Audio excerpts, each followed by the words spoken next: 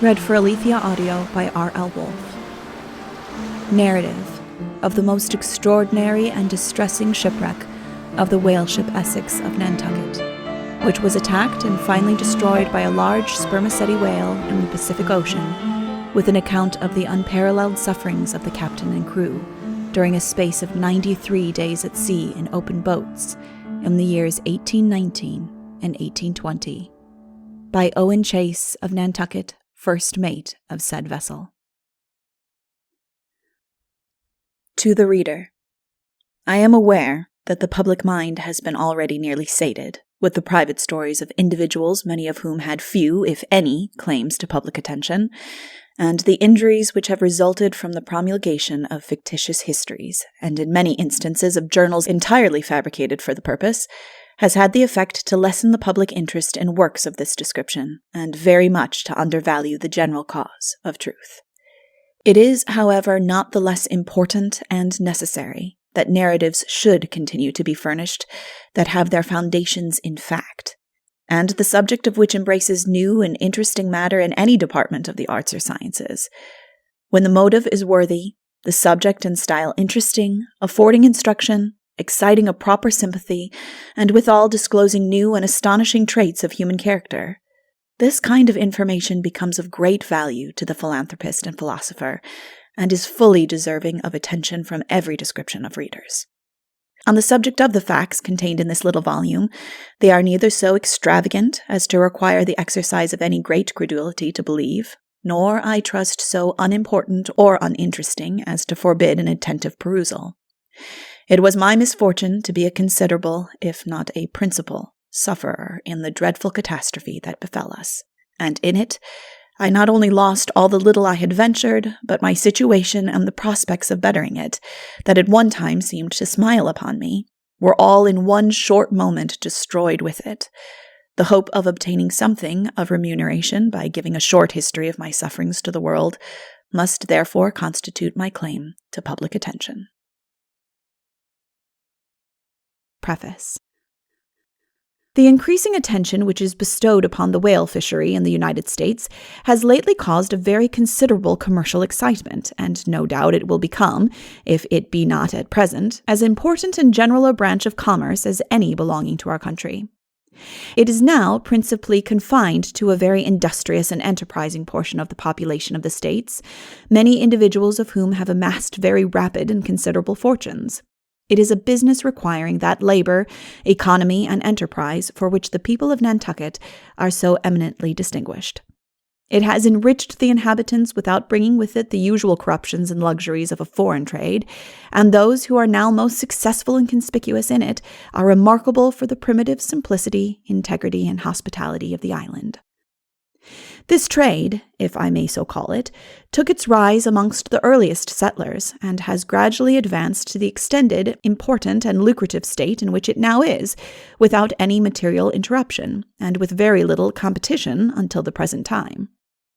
The late war temporarily, but in a great degree, affected its prosperity by subjecting numerous fine vessels with their cargoes to capture and loss, but in its short continuance it was not sufficient to divert the enterprise of the whalemen, nor to subdue the active energies of the capitalists embarked in it. At the conclusion of peace, those energies burst out afresh, and our sails now almost whiten the distant confines of the Pacific. The English have a few ships there, and the advantages which they possess over ours, it may be feared, will materially affect our success, by producing in time a much more extensive and powerful competition. They are enabled to realize a greater profit from the demand and price of oil in their markets, and the encouragement afforded by Parliament, not only in permitting the importation of it free of duty, but in granting a liberal bounty. It is to be hoped that the wisdom of Congress will be extended to this subject, and that our present decided supremacy will not be lost for the want of a deserved government patronage. Recent events have shown that we require a competent naval force in the Pacific for the protection of this important and lucrative branch of commerce, for the want of which many serious injuries and insults have been lately received, which have a tendency to retard its flourishing progress, and which have proved of serious consequence to the parties concerned. During the late war, the exertions and intrepidity of Captain Porter were the means of saving a great deal of valuable property, which otherwise must have fallen into the hands of the enemy.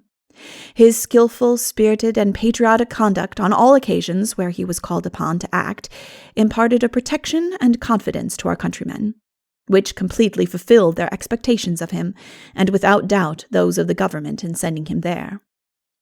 Our ships usually occupy from 2 to 3 years in making a voyage. Occasionally, necessity obliges them to go into port for provisions, water, and repairs, in some cases amongst mere savages, and in others inhospitable people, from whom they are liable to every species of fraud, imposition, and force, which require some competent power to awe and redress.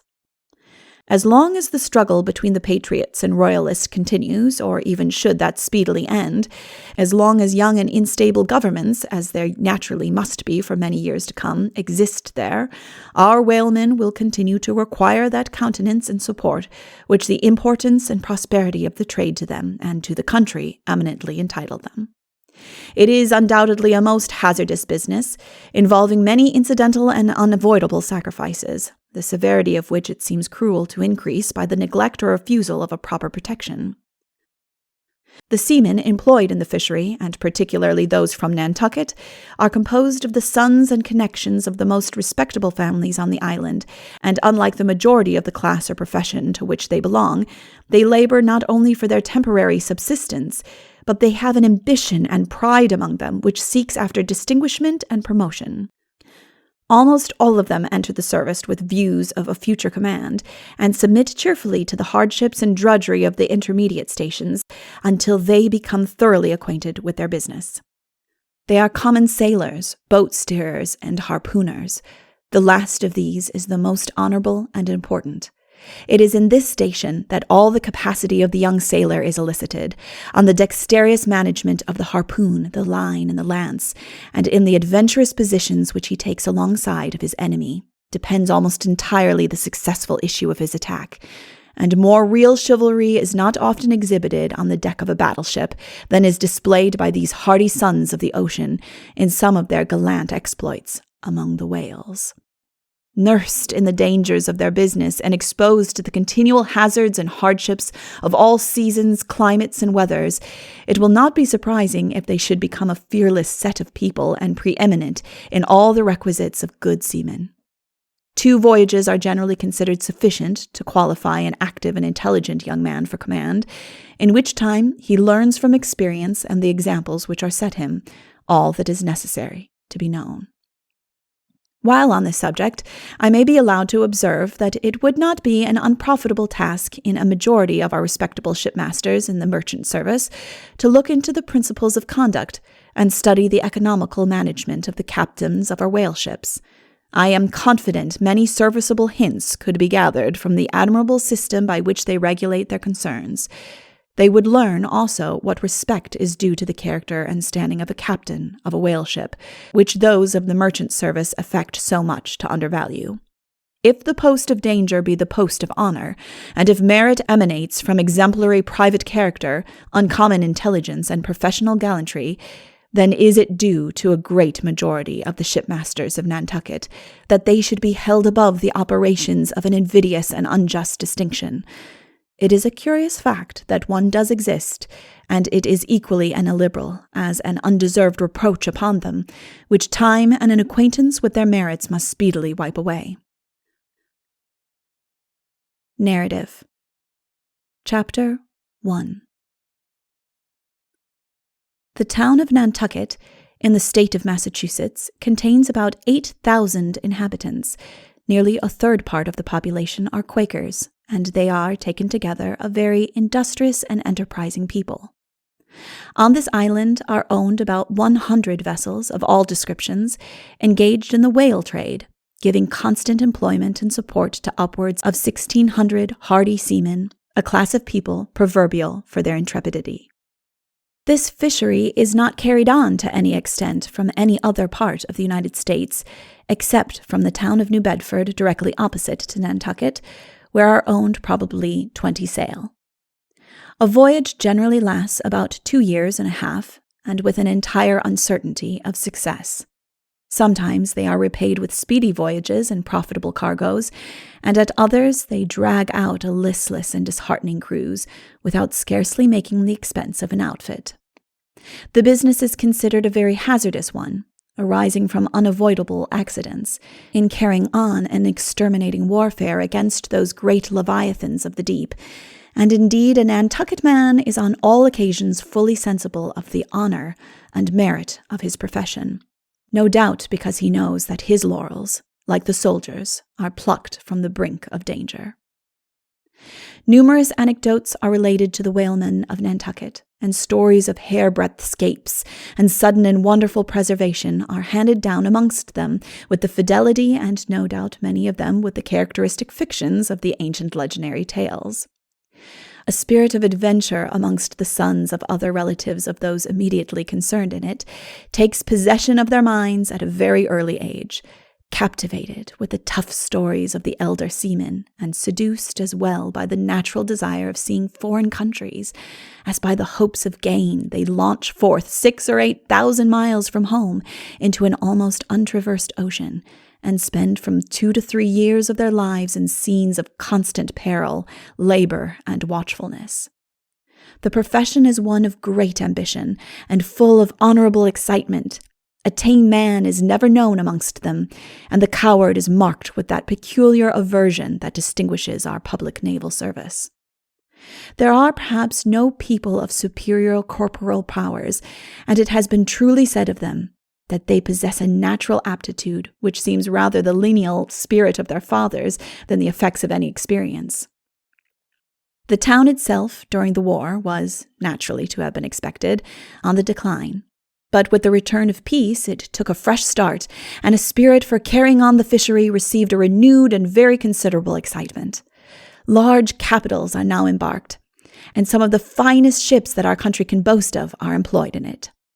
The increased demand, within a few years past, from the spermaceti manufactories, has induced companies and individuals in different parts of the Union to become engaged in the business, and if the future consumption of the manufactured article bear any proportion to that of the few past years, this species of commerce will bid fair to become the most profitable and extensive that our country possesses.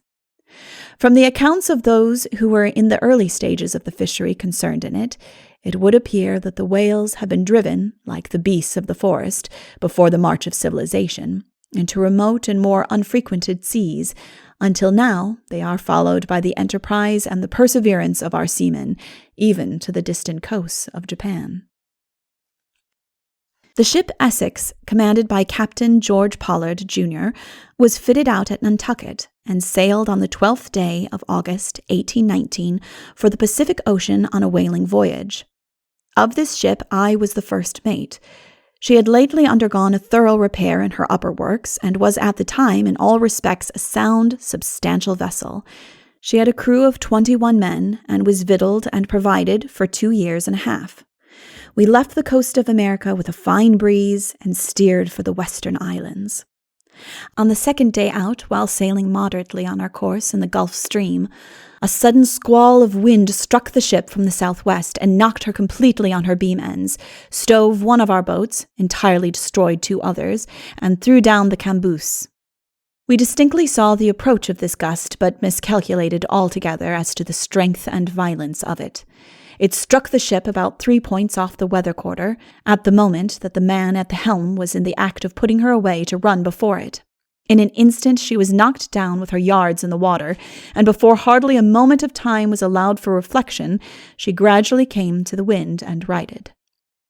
The squall was accompanied with vivid flashes of lightning and heavy and repeated claps of thunder.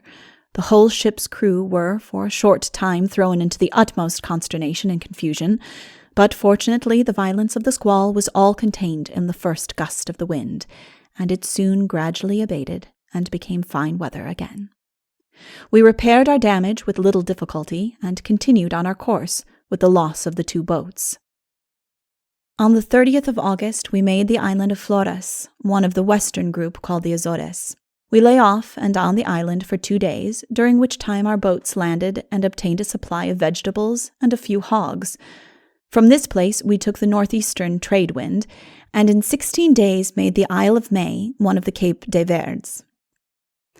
As we were sailing along the shore of this island, we discovered a ship stranded on the beach, and from her appearance took her to be a whaler. Having lost 2 of our boats, and presuming that this vessel had probably some belonging to her that might have been saved, we determined to ascertain the name of the ship, and endeavor to supply, if possible, the loss of our boats from her. We accordingly stood in towards the port or landing place. After a short time, 3 men were discovered coming out to us in a whaleboat. In a few moments, they were alongside and informed us that the wreck was the Archimedes of New York, Captain George B. Coffin, which vessel had struck on a rock near the island about a fortnight previously, that all hands were saved by running the ship on shore, and that the captain and crew had gone home. We purchased the whaleboat of these people, obtained some few more pigs, and again set sail. Our passage thence to Cape Horn was not distinguished for any incident worthy of note. We made the longitude of the Cape about the 18th of December, having experienced headwinds for nearly the whole distance. We anticipated a moderate time in passing this noted land, from the season of the year at which we were there being considered the most favorable, but instead of this we experienced heavy westerly gales and a most tremendous sea that detained us off the Cape 5 weeks before we had got sufficiently to the westward to enable us to put away. Of the passage of this famous cape, it may be observed that strong westerly gales and a heavy sea are its almost universal attendants. The prevalence and constancy of this wind and sea necessarily produce a rapid current, by which vessels are set to leeward, and it is not without some favorable slant of wind that they can in many cases get round at all. The difficulties and dangers of the passage are proverbial, but as far as my own observation extends, and which the numerous reports of the whalemen corroborate, you can always rely upon a long and regular sea, and although the gales may be very strong and stubborn, as they undoubtedly are, they are not known to blow with the destructive violence that characterizes some of the tornadoes of the western Atlantic Ocean. On the 17th of January, 1820, we arrived at the island of St. Mary's, lying on the coast of Chile, in latitude 36 degrees 59 minutes south, longitude 73 degrees 41 minutes west. This island is a sort of rendezvous for whalers, from which they obtain their wood and water, and between which the main land, a distance of about 10 miles, they frequently cruise for a species of whale called the right whale. Our object in going in there was merely to get the news. We sailed thence to the island of Masafuera, where we got some wood and fish, and thence for the cruising ground along the coast of Chile in search of the spermaceti whale. We took there 8, which yielded us 250 barrels of oil, and the season having by this time expired, we changed our cruising ground to the coast of Peru. We obtained there 550 barrels. After going into the small port of Decamas and replenishing our wood and water on the 2nd October, we set sail for the Galapagos Islands. We came to anchor and laid 7 days off Hood's Island, one of the group, during which time we stopped a leak which we had discovered and obtained 300 turtle. We then visited Charles Island, where we procured 60 more. These turtle are a most delicious food, and average in weight generally about 100 pounds, but many of them weigh upwards of 800. With these, ships usually supply themselves for a great length of time and make a great saving of other provisions. They neither eat nor drink, nor is the least pains taken with them. They are strewed over the deck, thrown under foot, or packed away in the hold, as it suits convenience. They will live upwards of a year without food or water, but soon die in a cold climate. We left Charles Island on the 23rd of October and steered off to the westward in search of whales. In latitude 1 degree 0 minutes south, longitude 118 degrees west, on the 16th of November, in the afternoon, we lost a boat during our work in a shoal of whales. I was in the boat myself, with 5 others, and was standing in the forepart with the harpoon in my hand, well braced, expecting every instant to catch sight of one of the shoal which we were in, that I might strike. But judge of my astonishment and dismay at finding myself suddenly thrown up in the air, my companions scattered about me, and the boat fast filling with water. A whale had come up directly under her, and with one dash of his tail had stove her bottom in, and strewed us in every direction around her. We, however, with little difficulty got safely on the wreck, and clung there until one of the other boats, which had been engaged in the shoal, came to our assistance and took us off. Strange to tell, not a man was injured by this accident. Thus it happens very frequently in the whaling business that boats are stove, oars, harpoons, and lines broken, ankles and wrists sprained, boats upset, and whole crews left for hours in the water, without any of these accidents extending to the loss of life. We are so much accustomed to the continual recurrence of such scenes as these that we become familiarized to them, and consequently always feel that confidence and self-possession which teaches us every expedient in danger, and inures the body as well as the mind to fatigue, privation, and peril in frequent cases exceeding belief. It is this danger and hardship that makes the sailor. Indeed, it is the distinguishing qualification amongst us, and it is a common boast of the whaleman that he has escaped from sudden and apparently inevitable destruction oftener than his fellow. He is accordingly valued on this account, without much reference to other qualities.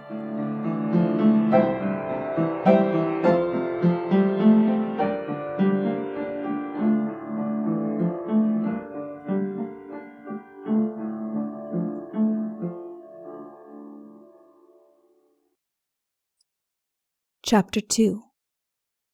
I have not been able to recur to the scenes which are now to become the subject of description, although a considerable time has elapsed, without feeling a mingled emotion of horror and astonishment at the almost incredible destiny that has preserved me and my surviving companions from a terrible death. Frequently in my reflections on the subject, even after this lapse of time, I find myself shedding tears of gratitude for our deliverance, and blessing God, by whose divine aid and protection we were conducted through a series of unparalleled suffering and distress, and restored to the bosoms of our families and friends. There is no knowing what a stretch of pain and misery the human mind is capable of contemplating when it is wrought upon by the anxieties of preservation, nor what pangs and weaknesses the body is able to endure until they are visited upon it. And when at last deliverance comes, when the dream of hope is realized, unspeakable gratitude takes possession of the soul, and tears of joy choke the utterance. We require to be taught in the school of some signal suffering, privation, and despair the great lessons of constant dependence upon an almighty forbearance and mercy. In the midst of the wide ocean, at night, when the sight of the heavens was shut out, and the dark tempest came upon us, then it was that we felt ourselves ready to exclaim, "Heaven have mercy upon us, for naught but that can save us now." But I proceed to the recital. On the 20th of November, cruising in latitude 0 degrees 40 minutes south, longitude 119 degrees 0 minutes west, a shoal of whales was discovered off the lee bow. The weather at this time was extremely fine and clear, and it was about 8 o'clock in the morning that the man at the masthead gave the usual cry of, "There she blows!" The ship was immediately put away, and we ran down in the direction for them. When we had got within half a mile of the place where they were observed, all our boats were lowered down, manned, and we started in pursuit of them. The ship, in the meantime, was brought to the wind, and the main topsail hove aback to wait for us. I had the harpoon in the second boat. The captain preceded me in the first. When I arrived at the spot where we calculated they were, nothing was at first to be seen. We lay on our oars in anxious expectation of discovering them come up somewhere near us. Presently one rose and spouted a short distance ahead of my boat. I made all speed towards it, came up with, and struck it, feeling the harpoon in him. He threw himself in an agony over towards the boat, which at that time was up alongside of him, and giving a severe blow with his tail, struck the boat near the edge of the water, amidships, and stove a hole in her. I immediately took up the boat hatchet and cut the line to disengage the boat from the whale, which by this time was running off with great velocity. I succeeded in getting clear of him with the loss of the harpoon and line, and finding the water to pour fast in the boat, I hastily stuffed 3 or 4 of our jackets in the hole, ordered one man to keep constantly bailing, and the rest to pull immediately for the ship. We succeeded in keeping the boat free, and shortly gained the ship. The captain and the second mate in the other 2 boats kept up the pursuit, and soon struck another whale. They being at this time a considerable distance to leeward, I went forward, braced around the mainyard, and put the ship off in a direction for them. The boat, which had been stove, was immediately hoisted in, and after examining the hull, I found that I could, by nailing a piece of canvas over it, get her ready to join in a fresh pursuit, sooner than by lowering down the other remaining boat, which belonged to the ship. I accordingly turned her over upon the quarter, and was in the act of nailing on the canvas, when I observed a very large spermaceti whale, as well as I could judge, about 85 feet in length. He broke water about 20 rods off our weather bow, and was lying quietly, with his head in a direction for the ship. He spouted 2 or 3 times, and then disappeared. In less than 2 or 3 seconds he came up again, about the length of the ship off, and made directly for us at the rate of about 3 knots. The ship was then going with about the same velocity. His appearance and attitude gave us at first no alarm, but while I stood watching his movements and observing him but a ship's length off, coming down for us with great celerity, I involuntarily ordered the boy at the helm to put it hard up, intending to sheer off and avoid him. The words were scarcely out of my mouth before he came down upon us with full speed and struck the ship with his head just forward of the forechains. He gave us such an appalling and tremendous jar as nearly threw us all on our faces. The ship brought up as suddenly and violently as if she had struck a rock, and trembled for a few seconds like a leaf. We looked at each other with perfect amazement, deprived almost of the power of speech. Many minutes elapsed before we were able to realize the dreadful accident, during which time he passed under the ship, grazing her keel as he went along, came up alongside of her to leeward, and lay on the top of the water, apparently stunned with the violence of the blow, for the space of a minute. He then suddenly started off in a direction to leeward. After a few moments' reflection and recovering in some measure from the sudden consternation that had seized us, I of course concluded that he had stove a hole in the ship, and that it would be necessary to set the pumps going. Accordingly, they were rigged, but had not been in operation more than 1 minute before I perceived the head of the ship to be gradually settling down in the water. I then ordered the signal to be set for the other boats, which scarcely had I dispatched before I again discovered the whale, apparently in convulsions, on the top of the water, about 100 rods to leeward. He was enveloped in the foam of the sea that his continual and violent thrashing about in the water had created around him, and I could distinctly see him smite his jaws together as if distracted with rage and fury. He remained a short time in this situation, and then started off with great velocity across the bows of the ship to windward. By this time the ship had settled down a considerable distance in the water, and I gave her up as lost. I, however, ordered the pumps to be kept constantly going, and endeavored to collect my thoughts for the occasion. I turned to the boats, 2 of which we then had with the ship, with an intention of clearing them away, and getting all things ready to embark in them, if there should be no other resource left. And while my attention was thus engaged for a moment, I was aroused with the cry of a man at the hatchway. "Here he is! He is making for us again!" I turned around and saw him about 100 rods directly ahead of us, coming down apparently with twice his ordinary speed, and to me at that moment it appeared with tenfold fury and vengeance in his aspect. The surf flew in all directions about him, and his course towards us was marked by a white foam of a rod in width, which he made with the continual violent thrashing of his tail. His head was about half out of water, and in that way he came upon and again struck the ship. I was in hopes when I descried him making for us that by a dexterous movement of putting the ship away immediately, I should be able to cross the line of his approach before he could get up to us, and thus avoid what I knew, if he should strike us again, would prove our inevitable destruction. I bawled out to the helmsman, "Hard up!" But she had not fallen off more than a point before we took the second shock. I should judge the speed of the ship to have been at this time about 3 knots, and that of the whale about 6. He struck her to windward directly under the cathead, and completely stove in her bows. He passed under the ship again, went off to leeward, and we saw no more of him. Our situation at this junction can be more readily imagined than described. The shock to our feelings was such as I am sure none can have an adequate conception of, that were not there. The misfortune befell us at a moment when we least dreamt of any accident, and from the pleasing anticipations we had formed of realizing the certain profits of our labor, we were dejected by a sudden, most mysterious and overwhelming calamity. Not a moment, however, was to be lost in endeavoring to provide for the extremity to which it was now certain we were reduced. We were more than 1,000 miles from the nearest land, and with nothing but a light open boat as the resource of safety for myself and companions. I ordered the men to cease pumping, and everyone to provide for himself. Seizing a hatchet at the same time, I cut away the lashings of the spare boat, which lay bottom up, across 2 spars directly over the quarterdeck, and cried out to those near me to take her as she came down. They did so accordingly, and bore her on their shoulders as far as the waist of the ship.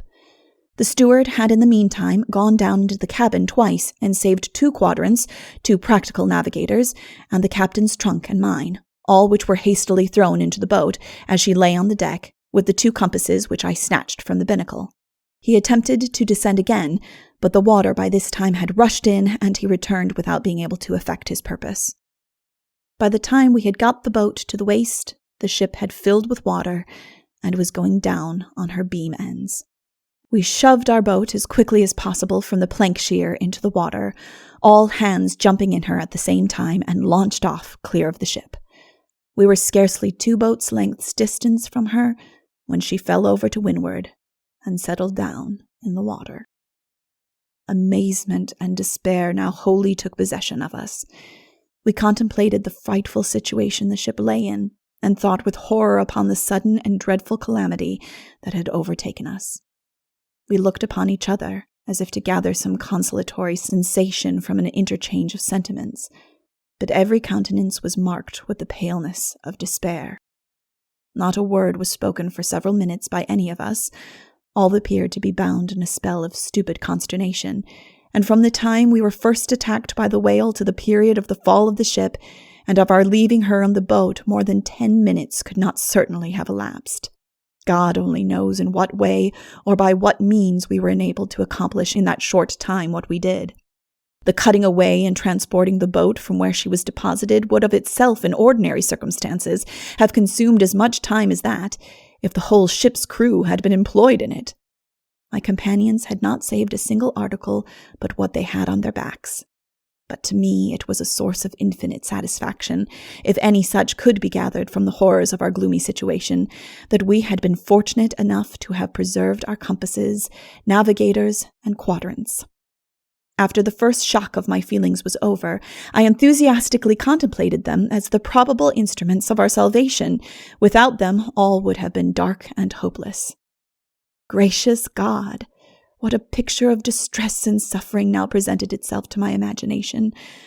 The crew of the ship were saved, consisting of 20 human souls.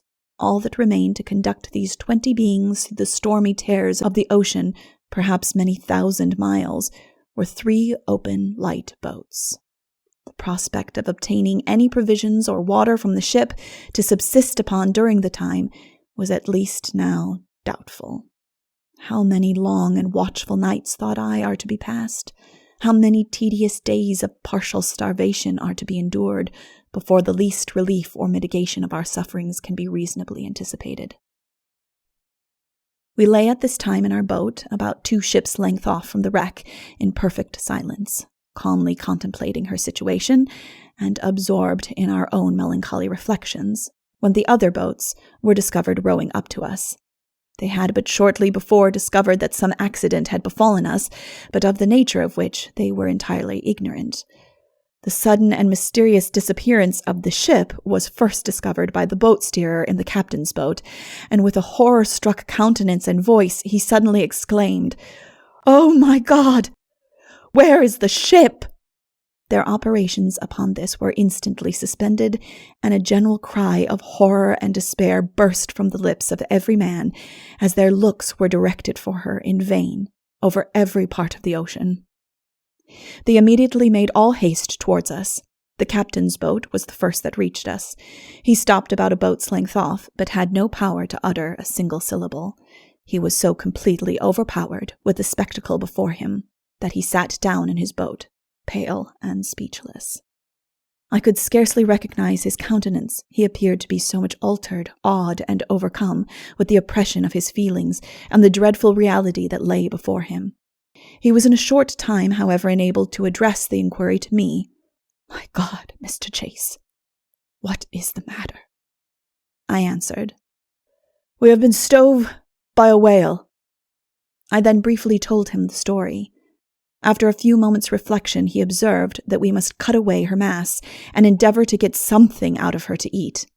Our thoughts were now all accordingly bent on endeavors to save from the wreck whatever we might possibly want, and for this purpose we rowed up and got onto her. Search was made for every means of gaining access to her hold, and for this purpose the lanyards were cut loose, and with our hatchets we commenced to cut away the masts that she might rise up again and enable us to scuttle her decks. In doing which we were occupied about 3/4 of an hour, owing to our having no axes, nor indeed any other instruments but the small hatchets belonging to the boats. After her masts were gone, she came up about 2/3 of the way upon an even keel. While we were employed about the masts, the captain took his quadrant, shoved off from the ship, and got an observation. We found ourselves in latitude 0 degrees 40 minutes south, longitude 119 degrees west. We now commenced to cut a hole through the planks, directly above 2 large casks of bread, which most fortunately were between decks, in the waist of the ship, and which being in the upper side, when she upset, we had strong hopes was not wet. It turned out according to our wishes, and from these casks we obtained 600 pounds of hard bread. Other parts of the deck were then scuttled, and we got without difficulty as much fresh water as we dared to take in the boats, so that each was supplied with about 65 gallons. We got also from one of the lockers a musket, a small canister of powder, a couple of files, 2 rasps, about 2 pounds of boat nails, and a few turtle. In the afternoon, the wind came on to blow a strong breeze, and having obtained everything that occurred to us could then be got out, we began to make arrangements for our safety during the night. A boat's line was made fast to the ship, and to the other end of it one of the boats was moored, at about 50 fathoms to leeward. Another boat was then attached to the first one, about 8 fathoms astern, and the third boat the like distance astern of her. Night came on just as we had finished our operations, and such a night as it was to us, so full of feverish and distracting inquietude, that we were deprived entirely of rest. The wreck was constantly before my eyes. I could not by any effort chase away the horrors of the preceding day from my mind. They haunted me the livelong night. My companions, some of them were like sick women. They had no idea of the extent of their deplorable situation. 1 or 2 slept unconcernedly, while others wasted the night in unavailing murmurs. I now had full leisure to examine, with some degree of coolness, the dreadful circumstances of our disaster. The scenes of yesterday passed in such quick succession in my mind that it was not until after many hours of severe reflection that I was able to discard the idea of the catastrophe as a dream. Alas, it was one from which there was no awaking. It was too certainly true that but yesterday we had existed, as it were, and in one short moment had been cut off from all the hopes and prospects of the living. I have no language to paint out the horrors of our situation. To shed tears was indeed altogether unavailing, and withal unmanly, yet I was not able to deny myself the relief they served to afford me. After several hours of idle sorrow and repining, I began to reflect upon the accident, and endeavored to realize by what unaccountable destiny or design, which I could not at first determine, this sudden and most deadly attack had been made upon us. By an animal, too, never before suspected of premeditated violence, and proverbial for its insensibility and inoffensiveness. Every fact seemed to warrant me in concluding that it was anything but chance which directed his operations. He made 2 several attacks upon the ship, at a short interval between them, both of which, according to their direction, were calculated to do us the most injury by being made ahead, and thereby combining the speed of the 2 objects for the shock, to effect which the exact maneuvers which he made were necessary. His aspect was most horrible, and such as indicated resentment and fury. He came directly from the shoal, which he had just before entered, and in which we had struck 3 of his companions, as if fired with revenge for their sufferings. But to this it may be observed that the mode of fighting which they always adopt is either with repeated strokes of their tails or snapping of their jaws together, and that a case precisely similar to this one has never been heard of amongst the oldest and most experienced whalers. To this I would answer that the structure and strength of the whale's head is admirably designed for this mode of attack, the most prominent part of which is almost as hard and as tough as iron. Indeed, I can compare it to nothing else but the inside of a horse's hoof, upon which a lance or harpoon would not make the slightest impression. The eyes and ears are removed nearly 1/3 the length of the whole fish from the front part of the head, and are not in the least degree endangered in this mode of attack. At all events, the whole circumstances taken together, all happening before my own eyes, and producing at the time impressions in my mind of decided calculating mischief on the part of the whale, many of which impressions I cannot now recall, induce me to be satisfied that I am correct in my opinion. It is certainly, in all its bearings, a hitherto unheard of circumstance, and constitutes perhaps the most extraordinary one in the annals of the fishery.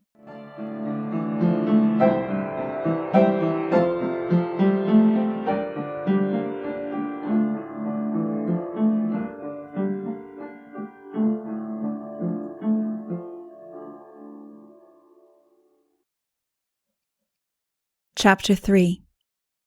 November 21st. The morning dawned upon our wretched company. The weather was fine, but the wind blew a strong breeze from the southeast, and the sea was very rugged. Watches had been kept up during the night in our respective boats to see that none of the spars or other articles which continued to float out of the wrecks should be thrown by the surf against and injure the boats. At sunrise, we began to think of doing something. What, we did not know. We cast loose our boats and visited the wreck to see if anything more of consequence could be preserved, but everything looked cheerless and desolate, and we made a long and vain search for any useful article. Nothing could be found but a few turtle. Of these we had enough already, or at least as many as could be safely stowed in the boats, and we wandered around in every part of the ship in a sort of vacant idleness for the greater part of the morning. We were presently aroused to a perfect sense of our destitute and forlorn condition by thoughts of the means which we had for our subsistence, the necessity of not wasting our time, and of endeavoring to seek some relief wherever God might direct us. Our thoughts indeed hung about the ship, wrecked and sunken as she was, and we could scarcely discard from our minds the idea of her continuing protection. Some great efforts in our situation were necessary, and a great deal of calculation important, as it concerned the means by which our existence was to be supported during, perhaps, a very long period, and a provision for eventual deliverance. Accordingly, by agreement, all set to work in stripping off the light sails of the ship for sails to our boats, and the day was consumed in making them up and fitting them. We furnished ourselves with masts and other light spars that were necessary from the wreck.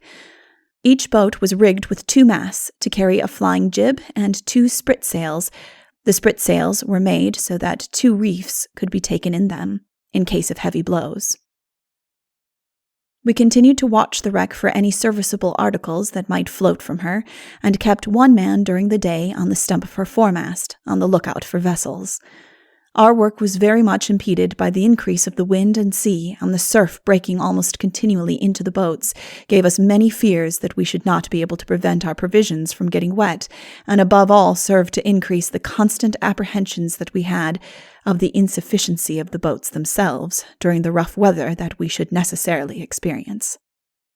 In order to provide as much as possible against this, and withal to strengthen the slight materials of which the boats were constructed, we procured from the wreck some light cedar boards, intended to repair boats in cases of accidents, with which we built up additional sides, about 6 inches above the gunwale.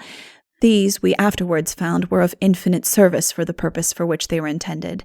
In truth, I am satisfied we could never have been preserved without them. The boats must otherwise have taken in so much water, and all the efforts of 20 such weak, starving men as we afterwards came to be would not have sufficed to keep her free. But what appeared most immediately to concern us, and to command all our anxieties, was the security of our provisions from the salt water. We disposed of them under a covering of wood that whale-boats have at either end of them, wrapping it up in several thicknesses of canvas. I got an observation today, by which I found we were in latitude 0 degrees 6 minutes south, longitude 119 degrees 30 minutes west, having been driven by the winds a distance of 49 miles the last 24 hours. By this, it would appear that there must have been a strong current setting us to the northwest during the whole time. We were not able to finish our sails in one day, and many little things preparatory to taking a final leave of the ship were necessary to be attended to. But evening came and put an end to our labors. We made the same arrangements for mooring the boats in safety and consigned ourselves to the horrors of another tempestuous night. The wind continued to blow hard, keeping up a heavy sea and veering around from southeast to east and east-southeast. As the gloom of night approached and obliged us to desist from that employment, which cheated us out of some of the realities of our situation, we all of us again became mute and desponding. A considerable degree of alacrity had been manifested by many the preceding day, as their attention had been wholly engaged in scrutinizing the wreck and in constructing the sails and spars for the boats. But when they ceased to be occupied, they passed to a sudden fit of melancholy, and the miseries of their situation came upon them with such force as to produce spells of extreme debility, approaching almost to fainting. Our provisions were scarcely touched, the appetite was entirely gone. But as we had a great abundance of water, we indulged in frequent and copious draughts, which our parched mouths seemed continually to need. None asked for bread. Our continued state of anxiety during the night excluded all hopes of sleep. Still, although the solemn fact had been before me for nearly 2 days, my mind manifested the utmost repugnance to be reconciled to it. I laid down in the bottom of the boat and resigned myself to reflection. My silent prayers were offered up to the God of mercy for that protection which we stood so much in need of. Sometimes, indeed, a light hope would dawn, but then to feel such an utter dependence on and consignment to chance alone for aid and rescue would chase it again from my mind. The wreck, the mysterious and mortal attack of the animal, the sudden prostration and sinking of the vessel, our escape from her, and our then forlorn and almost hapless destiny all passed in quick and perplexing review in my imagination. Wearied with the exertion of the body and mind, I caught, near morning, an hour's respite from my troubles in sleep. November 22nd. The wind remained the same, and the weather continued remarkably fine. At sunrise, we again hauled our boats up and continued our search for articles that might float out. About 7 o'clock, the deck of the wreck began to give way, and every appearance indicated her speedy dissolution. The oil had bilged in the hold, and kept the surface of the sea all around us completely covered with it. The bulkheads were all washed down, and she worked in every part of her joints and seams with the violent and continual breaking of the surf over her. Seeing at last that little or nothing further could be done by remaining with the wreck, and as it was all important that while our provisions lasted we should make the best possible use of time, I rowed up to the captain's boat and asked him what he intended to do. I informed him that the ship's decks had bursted up, and that in all probability she would soon go to pieces, that no further purpose could be answered by remaining longer with her, since nothing more could be obtained from her, and that it was my opinion no time should be lost in making the best of our way towards the nearest land. The captain observed that he would go once more to the wreck and survey her, and after waiting until 12 o'clock for the purpose of getting an observation, would immediately after determine. In the meantime, before noon, all our sails were completed, and the boats otherwise got in readiness for our departure. Our observation now proved us to be in latitude 0 degrees 13 minutes north, longitude 120 degrees 00 minutes west, as near as we could determine it, having crossed the equator during the night and drifted 19 miles. The wind had veered considerably to the eastward during the last 24 hours. Our nautical calculations having been completed, the captain, after visiting the wreck, called a council consisting of himself and the first and second mates, who all repaired to his boat to interchange opinions and devise the best means for our security and preservation. There were, in all of us, 20 men, 6 of whom were blacks, and we had 3 boats. We examined our navigators to ascertain the nearest land, and found it was the Marquesas Islands. The Society Islands were next. These islands we were entirely ignorant of. If inhabited, we presumed they were by savages from whom we had as much to fear as from the elements or even death itself. We had no charts from which our calculations might be aided, and were consequently obliged to govern ourselves by the navigators alone. It was also the captain's opinion that this was the season of the hurricanes which prevail in the vicinity of the Sandwich Islands, and that consequently it would be unsafe to steer for them. The issue of our deliberations was that, taking all things into consideration, it would be most advisable to shape our course by the wind to the southward as far as 25 degrees or 26 degrees south latitude, fall in with the variable winds, and then endeavor to get eastward to the coast of Chile or Peru. Accordingly, preparations were made for our immediate departure. The boat, which it was my fortune, or rather misfortune, to have, was the worst of the three. She was old and patched up, having been stove a number of times during the cruise. At best, a whaleboat is an extremely frail thing, the most so of any other kind of boat. They are what is called clinker-built, and constructed of the lightest materials for the purpose of being rowed with the greatest possible celerity, according to the necessities of the business for which they are intended. Of all species of vessels, they are the weakest, and most fragile, and possess but one advantage over any other, that of lightness and buoyancy, and enables them to keep above the dash of the sea with more facility than heavier ones. This qualification is, however, preferable to that of any other, and situated as we then were, I would not have exchanged her, old and crazy as she was, for even a ship's launch.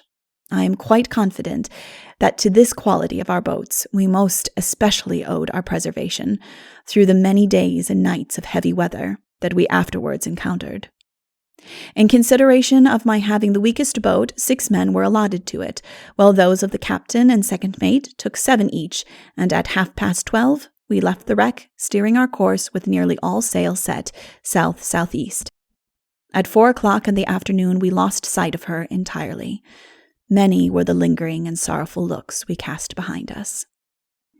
It has appeared to me often since to have been in the abstract an extreme weakness and folly on our parts to have looked upon our shattered and sunken vessel with such an excessive fondness and regret, but it seemed as if in abandoning her we had parted with all hope, and were bending our course away from her rather by some dictate of despair.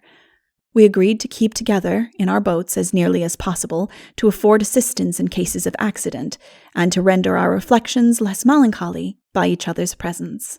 I found it on this occasion true that misery does, indeed, love company. Unaided and unencouraged by each other, there were with us many whose weak minds, I am confident, would have sunk under the dismal retrospections of the past catastrophe, and who did not possess either sense or firmness enough to contemplate our approaching destiny without the cheering of some more determined countenance than their own. The wind was strong all day, and the sea ran very high, our boat taking in water from her leaks continually, so that we were obliged to keep one man constantly bailing. During the night, the weather became extremely rugged, and the sea every now and then broke over us. By agreement, we were divided into 2 watches, one of which was to be constantly awake and doing the labors of the boat, such as bailing, setting, taking in, and trimming the sails. We kept our course very well together during this night, and had many opportunities of conversation with the men in the other boats, wherein the means and prospects of our deliverance were variously considered. It appeared from the opinions of all that we had most to hope for in the meeting with some vessel, and most probably some whaleship, the great majority of whom, in those seas, we imagined were cruising about the latitude we were then steering for. But this was only a hope, the realization of which did not in any degree depend on our own exertions, but on chance alone. It was not, therefore, considered prudent, by going out of our course with the prospect of meeting them, to lose sight for one moment of the strong probabilities which, under divine providence, there were of our reaching land by the route we had prescribed to ourselves, as that depended most especially on a reasonable calculation, and on our own labors. We conceived that our provision and water, on a small allowance, would last us 60 days, that, with the trade wind, on the course we were then lying, we should be able to average the distance of a degree a day, which, in 26 days, would enable us to attain the region of the variable winds, and then, in 30 more, at the very utmost, should there be any favor in the elements, we might reach the coast. With these considerations, we commenced our voyage, the total failure of all which, and the subsequent dismal distress and suffering by which we were overtaken, will be shown in the sequel. Our allowance of provision at first consisted of bread, 1 biscuit weighing about 1 pound 3 ounces, and half a pint of water a day for each man. This small quantity, less than 1/3 which is required by an ordinary person, small as it was, we however took without murmuring, and on many an occasion afterwards blessed God that even this pittance was allowed to us in our misery. The darkness of another night overtook us, and after having for the first time partook of our allowance of bread and water, we laid our weary bodies down in the boat and endeavored to get some repose. Nature became at last worn out with the watchings and anxieties of the 2 preceding nights, and sleep came insensibly upon us. No dreams could break the strong fastenings of forgetfulness in which the mind was then locked up, but for my own part, my thoughts so haunted me that this luxury was yet a stranger to my eyes. Every recollection was still fresh before me, and I enjoyed but a few short and unsatisfactory slumbers, caught in the intervals between my hopes and my fears. The dark ocean and swelling waters were nothing. The fears of being swallowed up by some dreadful tempest, or dashed upon hidden rocks with all the other ordinary subjects of fearful contemplation, seemed scarcely entitled to a moment's thought. The dismal-looking wreck, and the horrid aspect and revenge of the whale, wholly engrossed my reflections, until day again made its appearance. November 23rd. In my chest, which I was fortunate enough to preserve, I had several small articles, which we found of great service to us. Among the rest, some 8 or 10 sheets of writing paper, a lead pencil, a suit of clothes, 3 small fish hooks, a jackknife, a whetstone, and a cake of soap. I commenced to keep a sort of journal with the little paper and pencil which I had, and the knife, besides other useful purposes, served us as a razor. It was with much difficulty, however, that I could keep any sort of record, owing to the incessant rocking and unsteadiness of the boat, and the continual dashing of the spray of the sea over us. The boat contained, in addition to the articles enumerated, a lantern, tinderbox, and 2 or 3 candles which belonged to her, and with which they are kept always supplied, while engaged in taking whale. In addition to all which, the captain had saved a musket, 2 pistols, and a canister containing about 2 pounds of gunpowder. The latter he distributed in equal proportions between the 3 boats, and gave the second mate and myself each a pistol. When morning came, we found ourselves quite near together, and the wind had considerably increased since the day before. We were consequently obliged to reef our sails, and although we did not apprehend any very great danger from the then violence of the wind, yet it grew to be very uncomfortable in the boats from the repeated dashing of the waves that kept our bodies constantly wet with the salt spray.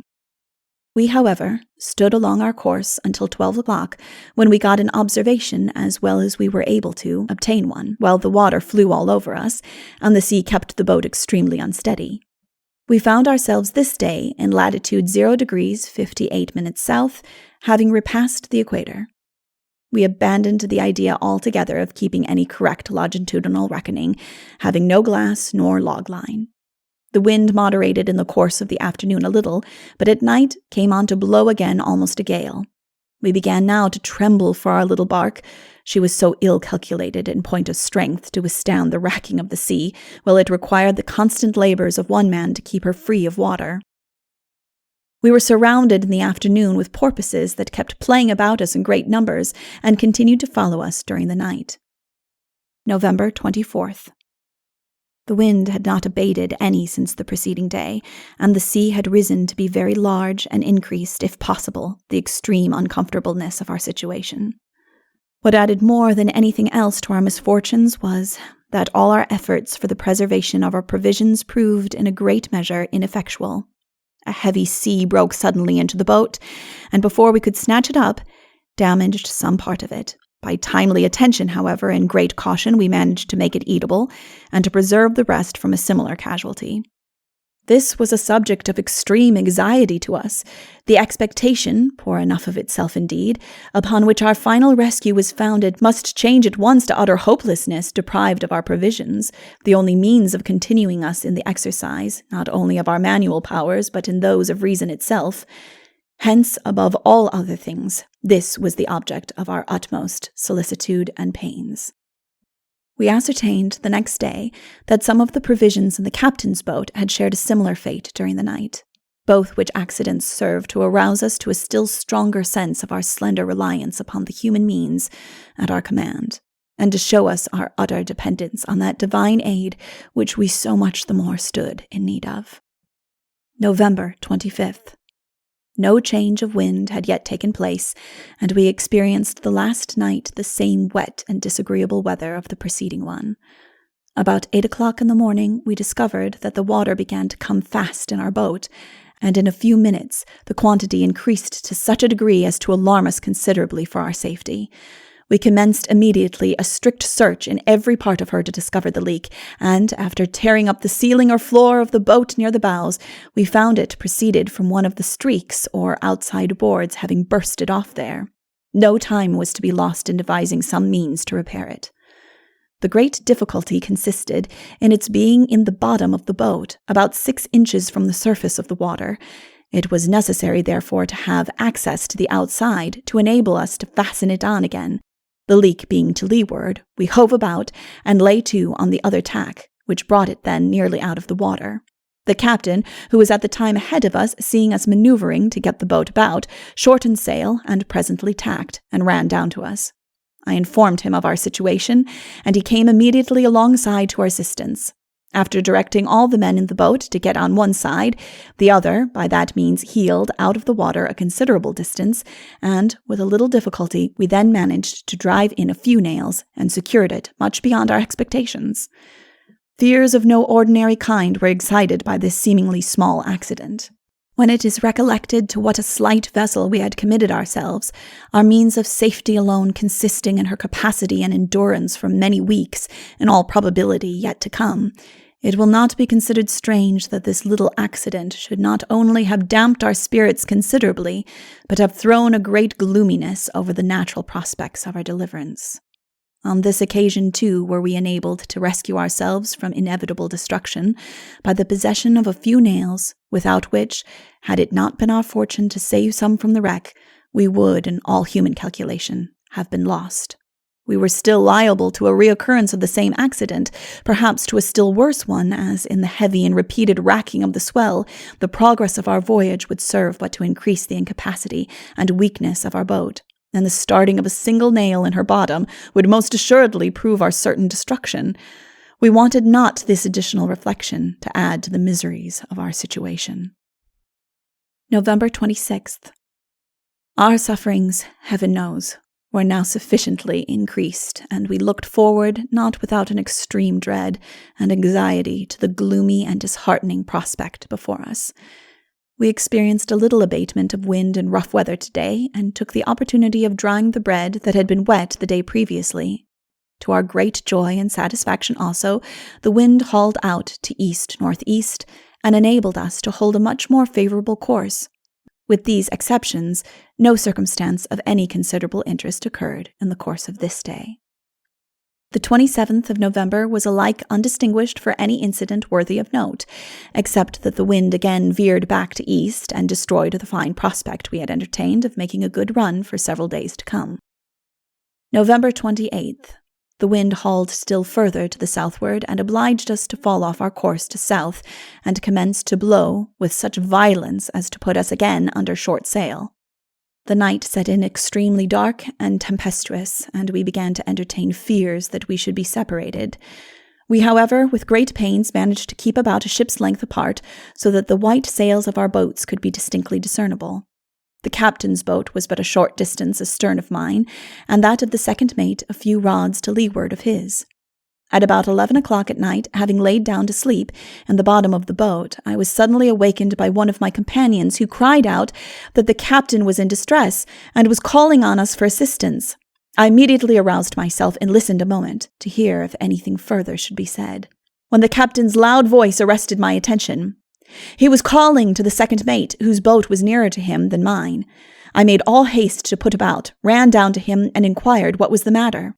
He replied, "I have been attacked by an unknown fish, and he has stove my boat." It appeared that some large fish had accompanied the boat for a short distance, and had suddenly made an unprovoked attack upon her as nearly as they could determine with his jaws. The extreme darkness of the night prevented them from distinguishing what kind of animal it was, but they judged it to be about 12 feet in length, and one of the killer fish species. After having struck the boat once, he continued to play about her on every side, as if manifesting a disposition to renew the attack, and did a second time strike the bow of the boat and split her stem.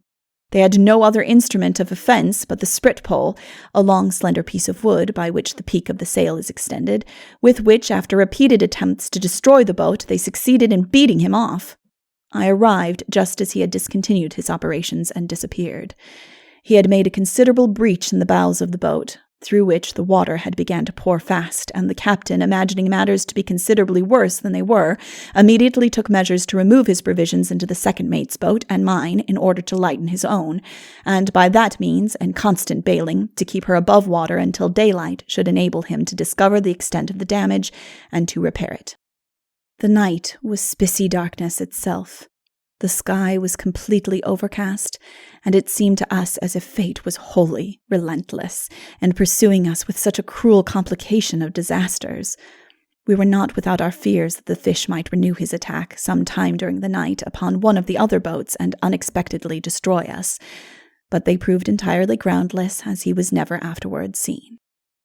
When daylight came, the wind again favored us a little, and we all lay to repair the broken boat, which was effected by nailing on thin strips of boards in the inside, and having replaced the provisions, we proceeded again on our course. Our allowance of water, which in the commencement merely served to administer to the positive demands of nature, became now to be insufficient, and we began to experience violent thirst from the consumption of the provisions that had been wet with the salt water and dried in the sun.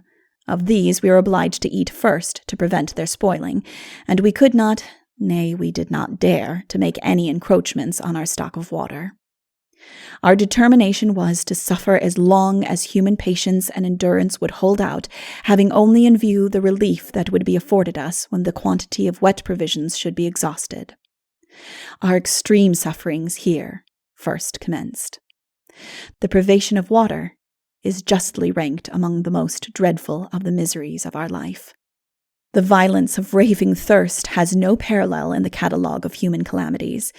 It was our hard lot to have felt this in its extremest form, when necessity subsequently compelled us to seek resource from one of the offices of nature. We were not at first aware of the consequences of eating this bread, and it was not until the fatal effects of it had shown themselves to a degree of oppression that we could divine the cause of our extreme thirst. But, alas, there was no relief. Ignorant or instructed of the fact, it was alike immaterial. It composed a part of our subsistence, and reason imposed upon us the necessity of its immediate consumption, as otherwise it would have been lost to us entirely. November 29th. Our boats appeared to be growing daily more frail and insufficient. The continual flowing of the water into them seemed increased without our being able to assign it to anything else than a general weakness arising from causes that must in a short time, without some remedy or relief, produce their total failure. We did not neglect, however, to patch up and mend them, according to our means, whenever we could discover a broken or weak part. We this day found ourselves surrounded by a shoal of dolphins, some or one of which we tried in vain a long time to take. We made a small line from some rigging that was in the boat, fastened on one of the fish hooks, and tied to it a small piece of white rag.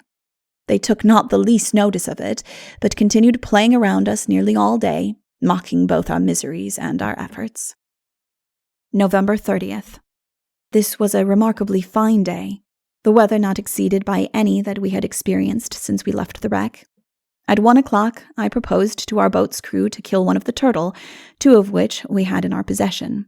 I need not say that the proposition was hailed with the utmost enthusiasm. Hunger had set its ravenous gnawings upon our stomachs, and we waited with impatience to suck the warm, flowing blood of the animal. A small fire was kindled in the shell of the turtle, and after dividing the blood, of which there was about a gill, among those of us who felt disposed to drink it, we cooked the remainder, entrails and all, and enjoyed from it an unspeakably fine repast.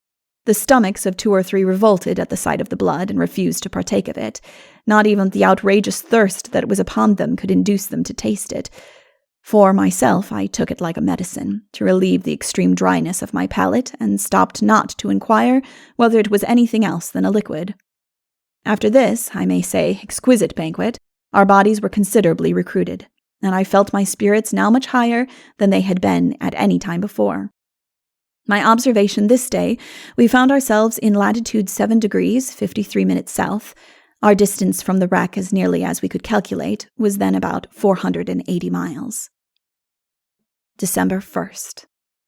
From the 1st to the 3rd of December, exclusive, there was nothing transpired of any moment. Our boats as yet kept admirably well together, and the weather was distinguished for its mildness and salubrity.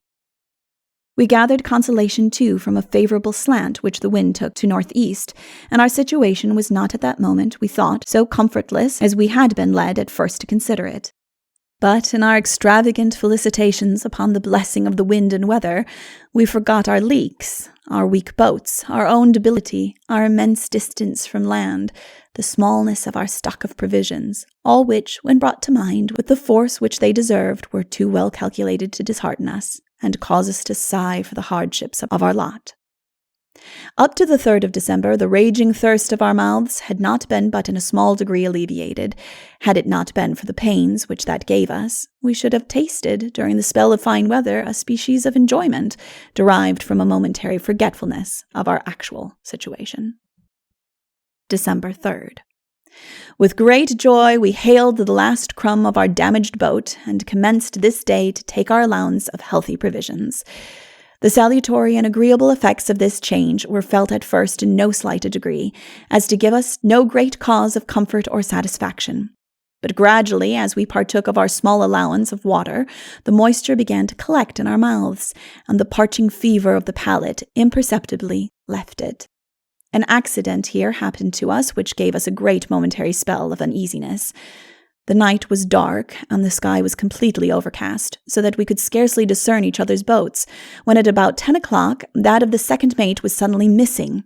I felt for a moment considerable alarm at her unexpected disappearance, but after a little reflection I immediately hove to, struck a light as expeditiously as possible, and hoisted it at the masthead in a lantern. Our eyes were now directed over every part of the ocean in search of her, when, in our great joy, we discerned an answering light, about 1/4 of a mile to leeward of us. We ran down to it, and it proved to be the lost boat.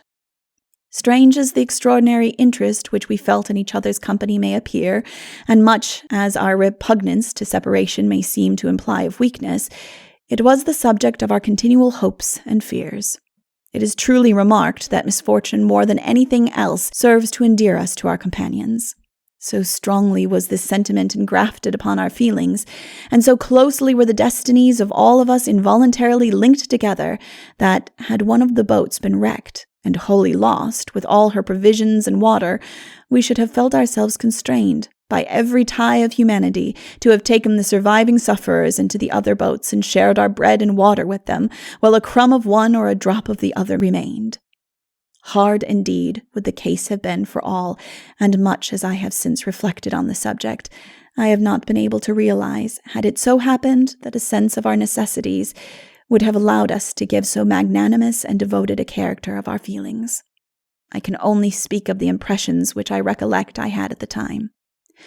Subsequently, however, as our situation became more straitened and desperate, our conversation on this subject took a different turn, and it appeared to be a universal sentiment that such a course of conduct was calculated to weaken the chances of a final deliverance for some, and might be the only means of consigning every soul of us to a horrid death of starvation.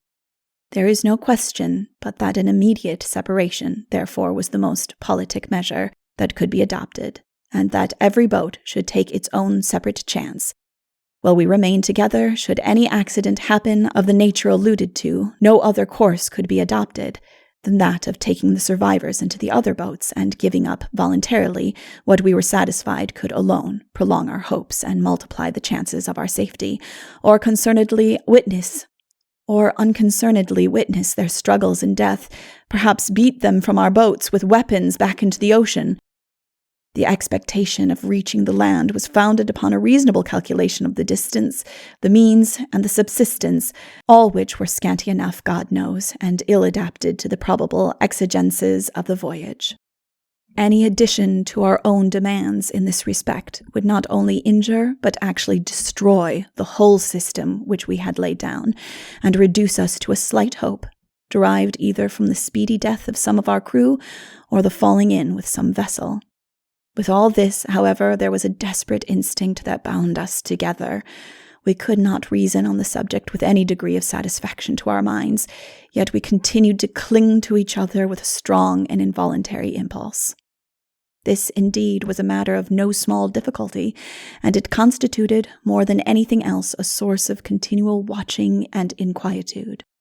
We would but turn our eyes away for a few moments during some dark nights, and presently one of the boats would be missing. There was no other remedy than to heave to immediately and set a light by which the missing boat might be directed to us. These proceedings necessarily interfered very much with our speed and consequently lessened our hopes, but we preferred to submit to it, while the consequences were not so immediately felt, rather than part with the consolation which each other's presence afforded. Nothing of importance took place on the 4th of December, and on the 5th, at night, owing to the extreme darkness and a strong wind, I again separated from the other boats. Finding they were not to be seen in any direction, I loaded my pistol and fired it twice. Soon after the second discharge, they made their appearance a short distance to windward, and we joined company, and again kept on our course, in which we continued without any remarkable occurrence, through the 6th and 7th of December. The wind during this period blew very strong and much more unfavorably. Our boats continued to leak and to take in a good deal of water over the gunwales. December 8th. In the afternoon of this day, the wind set in east-southeast and began to blow much harder than we had yet experienced it. By 12 o'clock at night, it had increased to a perfect gale with heavy showers of rain, and we now began, from these dreadful indications, to prepare ourselves for destruction. We continued to take in sail by degrees as the tempest gradually increased, until at last we were obliged to take down our masts. At this juncture we gave up entirely to the mercy of the waves. The sea and rain had wet us to the skin, and we sat down silently and with sullen resignation, awaiting our fate. We made an effort to catch some fresh water by spreading one of the sails, but after having spent a long time and obtained but a small quantity in a bucket, it proved to be quite as salt as that from the ocean. This we attributed to its having passed through the sail, which had been so often wet by the sea, and upon which, after drying so frequently in the sun, concretions of salt had been formed. It was a dreadful night, cut off from any imaginary relief. Nothing remained but to await the approaching issue from firmness and resignation. The appearance of the heavens was dark and dreary, and the blackness that was spread over the face of the waters dismal beyond description. The heavy squalls that followed each other in quick succession were preceded by sharp flashes of lightning that appeared to wrap our little barge in flames. The sea rose to a fearful height, and every wave that came looked as if it must be the last that would be necessary for our destruction. To an overhauling providence alone must be attributed our salvation from the horrors of that terrible night. It can be accounted for in no other way, that a speck of substance, like that which we were, before the driving terrors of the tempest, could have been conducted safely through it. At 12 o'clock, it began to abate a little in intervals of 2 or 3 minutes, during which we would venture to raise our heads and look to windward. Our boat was completely unmanageable, without sails, mast, or rudder, and had been driven in the course of the afternoon and night, we knew not whither, nor how far. When the gale had in some measure subsided, we made efforts to get a little sail upon her, and put her head towards the course we had been steering. My companions had not slept any during the whole night, and were dispirited and broken down to such a degree as to appear to want some more powerful stimulus than the fears of death to enable them to do their duty. By great exertions, however, towards morning, we again set a double-reefed mainsail and jib upon her, and began to make tolerable progress on the voyage. An unaccountable good fortune had kept the boats together during all the troubles of the night, and the sun rose and showed the disconsolate faces of our companions once more to each other. December 9th. By 12 o'clock this day, we were enabled to set all sail as usual, but there continued to be a very heavy sea running, which opened the seams of the boats and increased the leaks to an alarming degree. There was, however, no remedy for this but continual bailing, which had now become to be an extremely irksome and laborious task. By observation, we found ourselves in latitude 17 degrees 40 minutes south. At 11 o'clock at night, the captain's boat was unexpectedly found to be missing.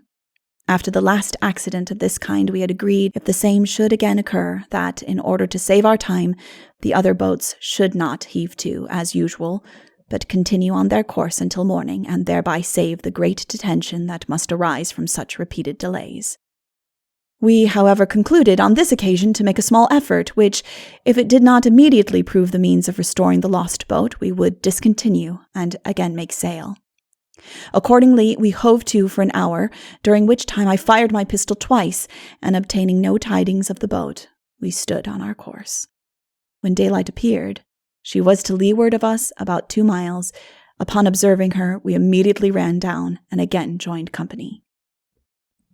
December 10th. I have omitted to notice the gradual advances which hunger and thirst for the last 6 days had made upon us.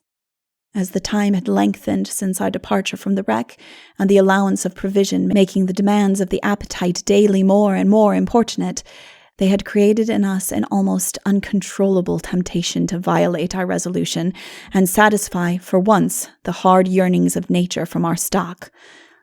But a little reflection served to convince us of the imprudence and unmanliness of the measure, and it was abandoned with a sort of melancholy effort of satisfaction. I had taken into custody, by common consent, all the provisions and water belonging to the boat, and was determined that no encroachments should be made upon it without my consent. Nay, I felt myself bound, by every consideration of duty, by every dictate of sense, of prudence and discretion, without which, in my situation, all other exertions would have been folly itself, to protect them at the hazard of my life.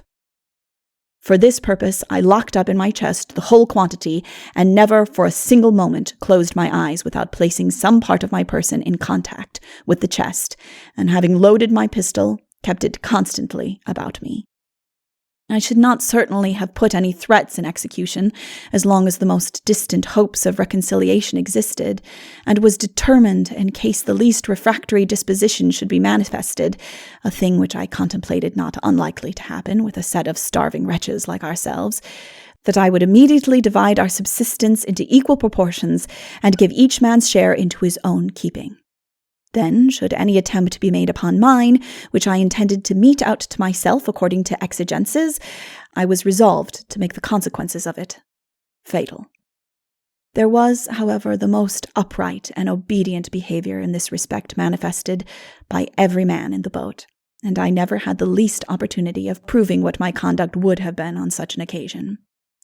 While standing on our course this day, we came across a small shoal of flying fish, 4 of which, in their efforts to avoid us, flew against the mainsail and dropped into the boat. One having fell near me, I eagerly snatched up and devoured. The other 3 were immediately taken by the rest and eaten alive. For the first time I, on this occasion, felt a disposition to laugh, upon witnessing the ludicrous and almost desperate efforts of my 5 companions, who each sought to get a fish. They were very small of the kind, and constituted but an extremely delicate mouthful, scales, wings, and all, for hungry stomachs like ours. From the 11th to the 13th of December inclusive, our progress was very slow, owing to light winds and calms, and nothing transpired of any moment, except that on the 11th we killed the only remaining turtle, and enjoyed another luxuriant repast that invigorated our bodies and gave a fresh flow to our spirits. The weather was extremely hot, and we were exposed to the full force of a meridian sun, without any covering to shield us from its burning influence, or the least breath of air to cool its parching rays. On the 13th day of December, we were blessed with a change of wind to the northward that brought us to a most welcome and unlooked-for relief. We now, for the first time, actually felt what might be deemed a reasonable hope of our deliverance. And with hearts bounding with satisfaction and bosoms swelling with joy, we made all sail to the eastward. We imagined we had run out of the trade winds and had got into the variables and should, in all probability, reach the land many days sooner than we expected. But alas, our anticipations were but a dream, from which we shortly experienced a cruel awaking. The wind gradually died away, and at night was succeeded by a perfect calm, more oppressive and disheartening to us from the bright prospects which had attended during the day. The gloomy reflections that this hard fortune had given birth to were succeeded by others of a no less cruel and discouraging nature, when we found the calm continue during the 14th, 15th, and 16th of December inclusive. The extreme oppression of the weather, the sudden and unexpected prostration of our hopes, and the consequent dejection of our spirits set us again to thinking and filled our souls with fearful and melancholy forebodings. In this state of affairs, seeing no alternative left us but to employ to the best advantage all human expedients in our power, I proposed on the 14th to reduce our allowance of provisions 1/2. No objections were made to this arrangement. All submitted, or seemed to do so, with an admirable fortitude and forbearance. The proportion which our stock of water bore to our bread was not large, and while the weather continued so oppressive, we did not think it advisable to diminish our scanty pittance. Indeed, it would have been scarcely possible to have done so, with any regard to our necessities, as our thirst had become now incessantly more intolerable than hunger, and the quantity then allowed was barely sufficient to keep the mouth in a state of moisture for about 1/3 of the time. Patience and long-suffering was the constant language of our lips, and a determination strong as the resolves of the soul could make it, to cling to existence as long as hope and breath remained to us. In vain was every expedient tried to relieve the raging fever of the throat by drinking salt water, and holding small quantities of it in the mouth, until by that means the thirst was increased to such a degree as even to drive us to despairing and vain relief from our own urine. Our sufferings during these calm days almost exceeded human belief. The hot rays of the sun beat down upon us to such a degree as to oblige us to hang over the gunwale of the boat into the sea to cool our weak and fainting bodies.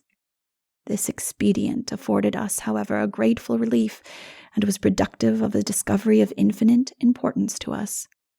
No sooner had one of us got on the outside of the gunwale than he immediately observed the bottom of the boat to be covered with a species of small clam, which, upon being tasted, proved a most delicious and agreeable food. This was no sooner announced to us than we commenced to tear them off and eat them for a few minutes like a set of gluttons, and after having satisfied the immediate craving of the stomach, we gathered large quantities and laid them up in the boat. But hunger came upon us again in less than half an hour afterwards, within which time they had all disappeared. Upon attempting to get in again, we found ourselves so weak as to require each other's assistance. Indeed, had it not been for 3 of our crew who could not swim and who did not, therefore, get overboard, I know not by what means we should have been able to have resumed our situations in the boat. On the 15th, our boat continued to take in water so fast from her leaks, and the weather proving so moderate, we concluded to search out the bad places and endeavor to mend them as well as we should be able. After considerable search and removing the ceiling near the bows, we found the principal opening was occasioned by the starting of a plank or streak on the bottom of the boat next to the keel. To remedy this, it was now absolutely necessary to have access to the bottom, the means of doing which did not immediately occur to our minds. After a moment's reflection, however, one of the crew, Benjamin Lawrence, offered to tie a rope around his body, take a boat's hatchet in his hand, and thus go under the water and hold the hatchet against a nail to be driven through from the inside for the purpose of clenching it. This was accordingly all effected with such little trouble and answered the purpose much beyond our expectations. Our latitude was this day 21 degrees 42 minutes south. The oppression of the weather still continuing through the 16th bore upon our health and spirits with an amazing force and severity. The most disagreeable excitements were produced by it, which added to the disconsolate endurance of the calm, called loudly for some mitigating expedient, some sort of relief to our prolonged sufferings. By our observations today we found, in addition to our other calamities, that we had been urged back from our progress by the heave of the sea a distance of 10 miles, and were still without any prospect of wind.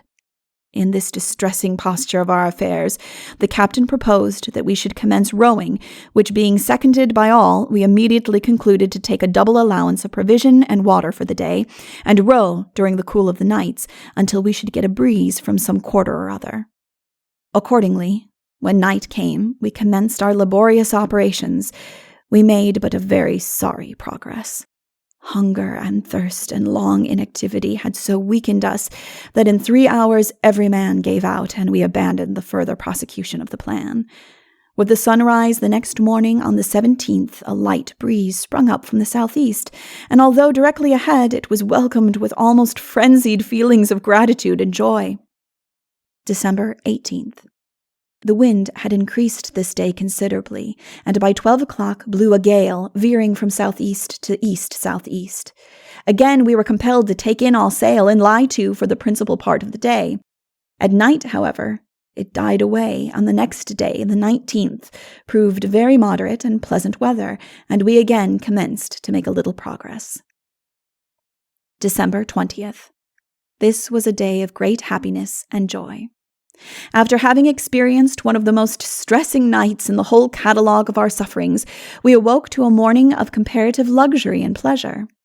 About 7 o'clock, while we were sitting dispirited, silent, and dejected in our boats, one of our companions suddenly and loudly called out, "There is land!"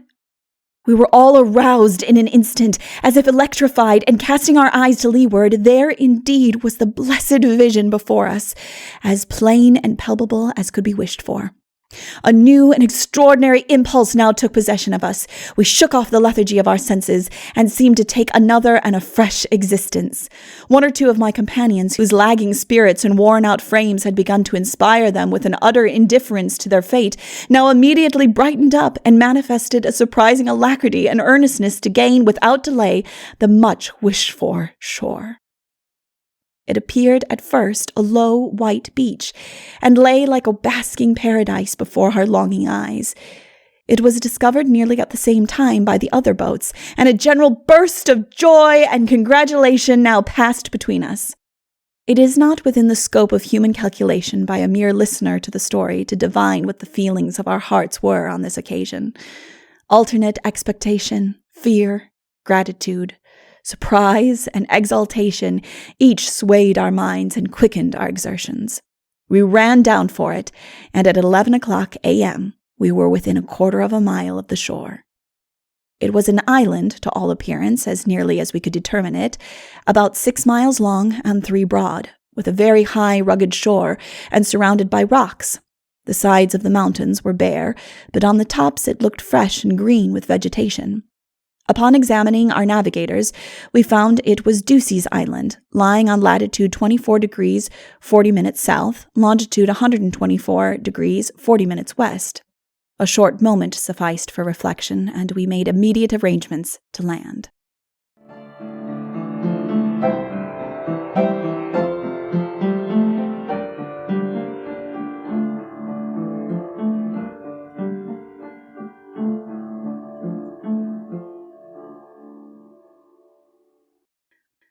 None of us knew whether the island was inhabited or not, nor what it afforded, if anything.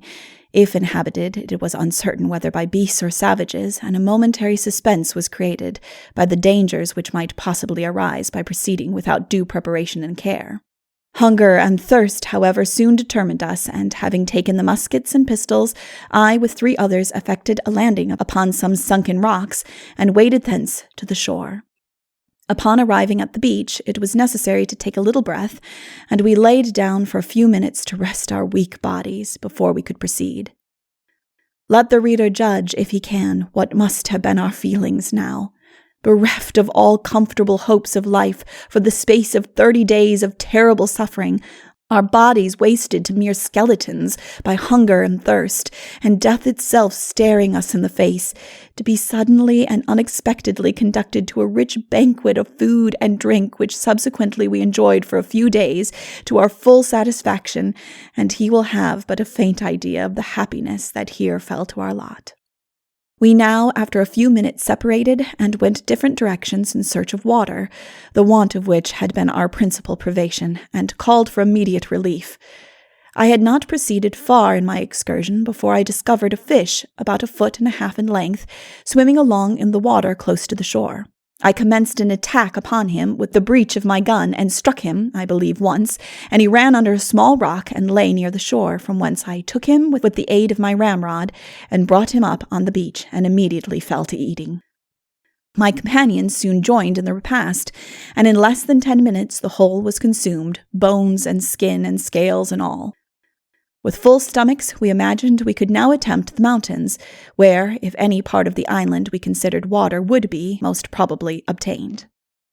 I accordingly clambered with excessive labor, suffering, and pain up amongst the bushes, roots, and underwood of one of the crags, looking in all directions in vain for every appearance of water that might present itself. There was no indication of the least moisture to be found within the distance to which I had ascended, although my strength did not enable me to get higher than about 20 feet. I was sitting down at the height that I had attained to gather a little breath, and ruminating upon the fruitlessness of my search and the consequent evils and continuation of suffering that it necessarily implied, when I perceived that the tide had risen considerably since our landing and threatened to cut off our retreat to the rocks by which alone we should be able to regain our boats. I therefore determined to proceed again to the shore and inform the captain and the rest of our want of success in procuring water, and consult upon the propriety of remaining at the island any longer. I never for one moment lost sight of the main chance which I conceived we still had of either getting to the coast or of meeting with some vessel at sea, and felt that every minute's detention without some equivalent object was lessening those chances by a consumption of the means of our support. When I had got down, one of my companions informed me that he had found a place in a rock some distance off from which the water exuded in small drops at intervals of about 5 minutes, that he had, by applying his lips to the rock, obtained a few of them, which only served to whet his appetite, and from which nothing like the least satisfaction had proceeded. I immediately resolved in my own mind, upon this information, to advise remaining until morning, to endeavor to make a more thorough search the next day, and with our hatchets to pick away the rock which had been discovered, with the view of increasing, if possible, the run of the water. We all repaired again to our boats, and there found that the captain had the same impressions as to the propriety of our delay until morning. We therefore landed, and having hauled our boats up on the beach, laid down in them that night, free from all the anxieties of watching and labor, and amid all our sufferings, gave ourselves up to an unreserved forgetfulness and peace of mind that seemed so well to accord with the pleasing anticipations that this day had brought forth. It was but a short space, however, until the morning broke upon us, and sense and feeling and gnawing hunger and the raging fever of thirst then redoubled my wishes and efforts to explore the island again. We had obtained that night a few crabs by traversing the shore a considerable distance, and a few very small fish, but waited until the next day for the labors of which we considered a night of refreshing and undisturbed repose would better qualify us. December 21st. We had still reserved our common allowance, but it was entirely inadequate for the purpose of supplying the raging demands of the palate, and such an excessive and cruel thirst was created as almost to deprive us of the power of speech. The lips became cracked and swollen, and a sort of glutinous saliva collected in the mouth, disagreeable to the taste and intolerable beyond expression. Our bodies had wasted away to almost skin and bone, and possessed so little strength as often to require each other's assistance in performing some of its weakest functions. Relief, we now felt, must come soon, or nature would sink. The most perfect discipline was still maintained in respect to our provisions, and it now became our whole object, if we should not be able to replenish our subsistence from the island, to obtain by some means or other a sufficient refreshment to enable us to prosecute our voyage. Our search for water, accordingly, again commenced with the morning. Each of us took a different direction and prosecuted the examination of every place where there was the least indication of it. The small leaves of the shrubbery, affording a temporary alleviation by being chewed in the mouth, and but for the peculiarly bitter taste which those of the island possessed, would have been an extremely grateful substitute. In the course of our rambles, too, along the sides of the mountain, we would now and then meet with tropic birds of a beautiful figure and plumage, occupying small holes in the sides of it, from which we plucked them without the least difficulty. Upon our approaching them, they made no attempts to fly, nor did they appear to notice us at all. These birds served us for a fine repast, numbers of which were caught in the course of the day, cooked by fires which we made on the shore, and eaten with the utmost avidity. We found also a plant in taste not unlike the peppergrass, growing in considerable abundance in the crevices of the rocks, and which proved to us a very agreeable food, by being chewed with the meat of the birds. These, with birds' nests, some of them full of young and others of eggs, a few of which we found in the course of the day, served us for food, and supplied the place of our bread, from the use of which, during our stay here, we had restricted ourselves. But water, the great object of all our anxieties and exertions, was nowhere to be found, and we began to despair of meeting with it on the island. Our state of extreme weakness, and many of us without shoes or any covering for the feet, prevented us from exploring any great distance, lest by some sudden faintness or overexertion we should not be able to return, and at night be exposed to attacks of wild beasts which might inhabit the island, and be alike incapable of resistance, as beyond the reach of the feeble assistance that otherwise would be afforded to each. The whole day was thus consumed in picking up whatever had the least shape or quality of sustenance, and another night of misery was before us, to be passed without a drop of water to cool our parching tongues. In this state of affairs, we could not reconcile it to ourselves to remain longer at this place. A day, an hour, lost to us unnecessarily here might cost us our preservation. A drop of the water that we then had in our possession might prove, in the last stages of our debility, the very cordial of life. I addressed the substance of these few reflections to the captain, who agreed with me in opinion upon the necessity of taking some decisive steps in our present dilemma. After some considerable conversation on this subject, it was finally concluded to spend the succeeding day in the further search for water, and if none should be found, to quit the island the morning after. December 22nd. We had been employed during the last night in various occupations according to the feelings or the wants of the men. Some continued to wander about the shore and to short distances in the mountains, still seeking for food and water. Others hung about the beach near the edge of the sea, endeavoring to take the little fish that came about them. Some slept, insensible to every feeling but rest, while others spent the night in talking of their situation and reasoning upon the probabilities of their deliverance. The dawn of day aroused us again to labor, and each of us pursued his own inclination as to the course taken over the island after water. My principal hope was founded upon my success in picking the rocks where the moisture had been discovered the day before, and thither I hastened as soon as my strength would enable me to get there. It was about 1/4 of a mile from what I may call our encampment, and with 2 men who had accompanied me, I commenced my labors with a hatchet and an old chisel. The rock proved to be very soft, and in a very short time I had obtained a considerable hole, but, alas, without the least wished-for effect. I watched it for some little time with great anxiety, hoping that, as I increased the depth of the hole, the water would presently flow. But all my hopes and efforts were unavailing, and at last I desisted from further labor, and sat down near it in utter despair. As I turned my eyes towards the beach, I saw some of the men in the act of carrying a keg along from the boats, which I thought an extraordinary spirit and activity. And the idea suddenly darted across my mind that they had found water and were taking a keg to fill it. I quitted my seat in a moment, made the best of my way towards them with a palpitating heart, and before I came up with them, they gave me the cheering news that they had found a spring of water. I felt at that moment as if I could have fallen down and thanked God for this signal act of his mercy.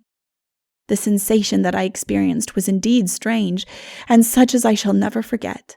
At one instant I felt an almost choking excess of joy, and at the next I wanted the relief of a flood of tears. When I arrived at the spot, whither I had hastened as fast as my weak legs would carry me, I found my companions had all taken their fill, and with an extreme degree of forbearance I then satisfied myself by drinking in small quantities and at intervals of 2 or 3 minutes apart. Many had, notwithstanding the remonstrances of prudence, and in some cases force, laid down and thoughtlessly swallowed large quantities of it until they could drink no more. The effect of this was, however, neither so sudden nor bad as we had imagined. It only served to make them a little stupid and indolent for the remainder of the day. Upon examining the place from whence he had obtained this miraculous and unexpected succor, we were equally astonished and delighted with the discovery. It was on the shore, above which the sea flowed to the depth of near 6 feet, and we could procure the water, therefore, from it only when the tide was down. The crevice from which it rose was in a flat rock, large surfaces of which were spread around and composed the face of the beach. We filled our 2 kegs before the tide rose, and went back again to our boats. The remainder of this day was spent in seeking for fish, crabs, birds, and anything else that fell in our way that could contribute to satisfy our appetites, and we enjoyed during that night a most comfortable and delicious sleep, unattended with those violent cravings of hunger and thirst that had poisoned our slumbers for so many previous ones. Since the discovery of the water, too, we began to entertain different notions altogether of our situation. There was no doubt we might here depend upon a constant and ample supply of it as long as we chose to remain, and in all probability we could manage to obtain food until the island should be visited by some vessel, or time allowed to devise other means of leaving it. Our boats would still remain to us. A stay here might enable us to mend, strengthen, and put them in more perfect order for the sea, and get ourselves so far recruited as to be able to endure, if necessary, a more protracted voyage to the mainland. I made a silent determination in my own mind that I would myself pursue something like this plan, whatever might be the opinion of the rest. But I found no difference in the views of any of us as to this matter.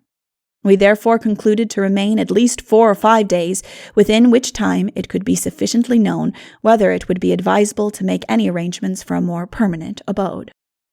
December 23rd. At 11:00 a.m., we again visited our spring. The tide had fallen to about a foot below it, and we were able to procure, before it rose again, about 20 gallons of water.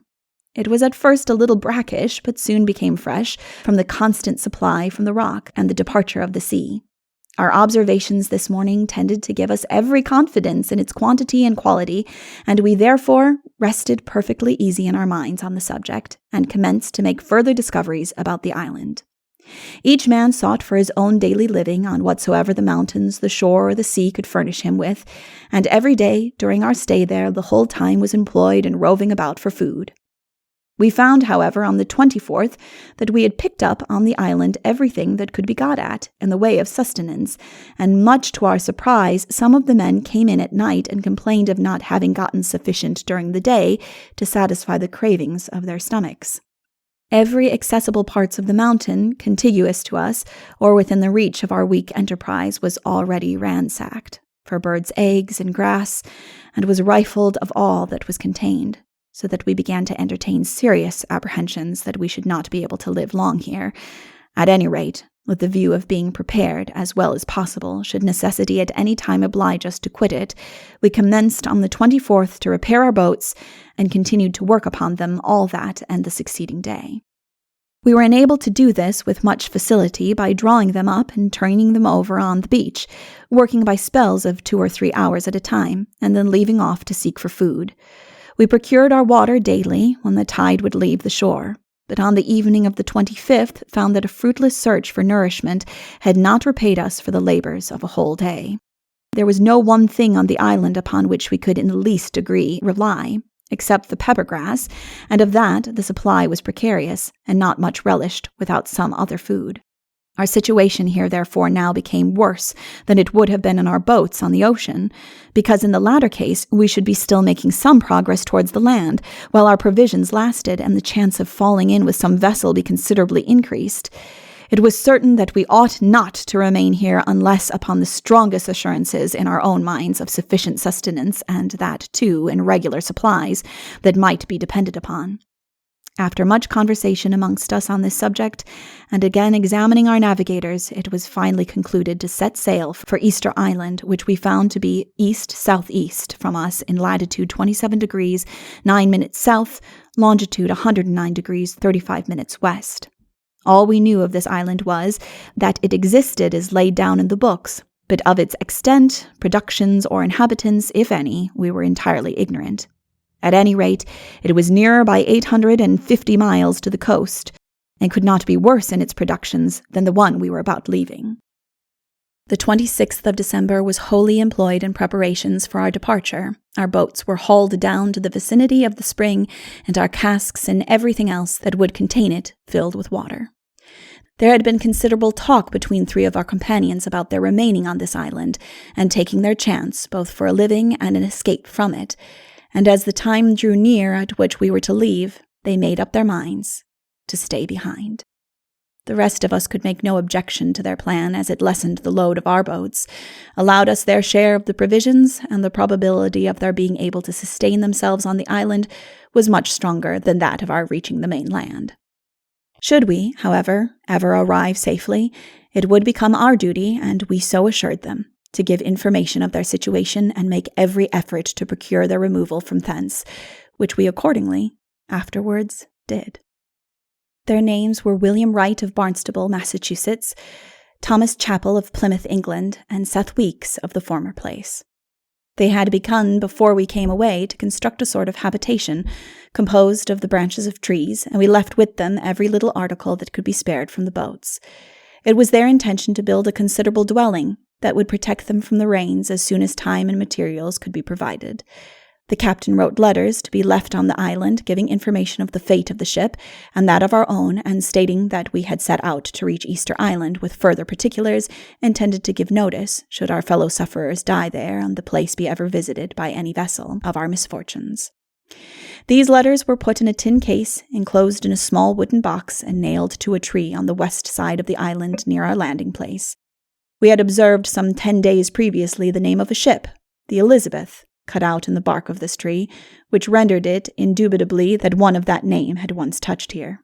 There was, however, no date to it or anything else by which any further particulars could be made out. December 27th.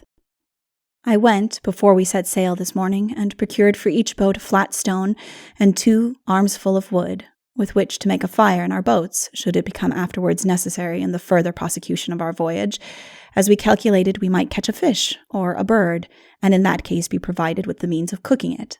Otherwise, from the intense heat of the weather, we knew they could not be preserved from spoiling.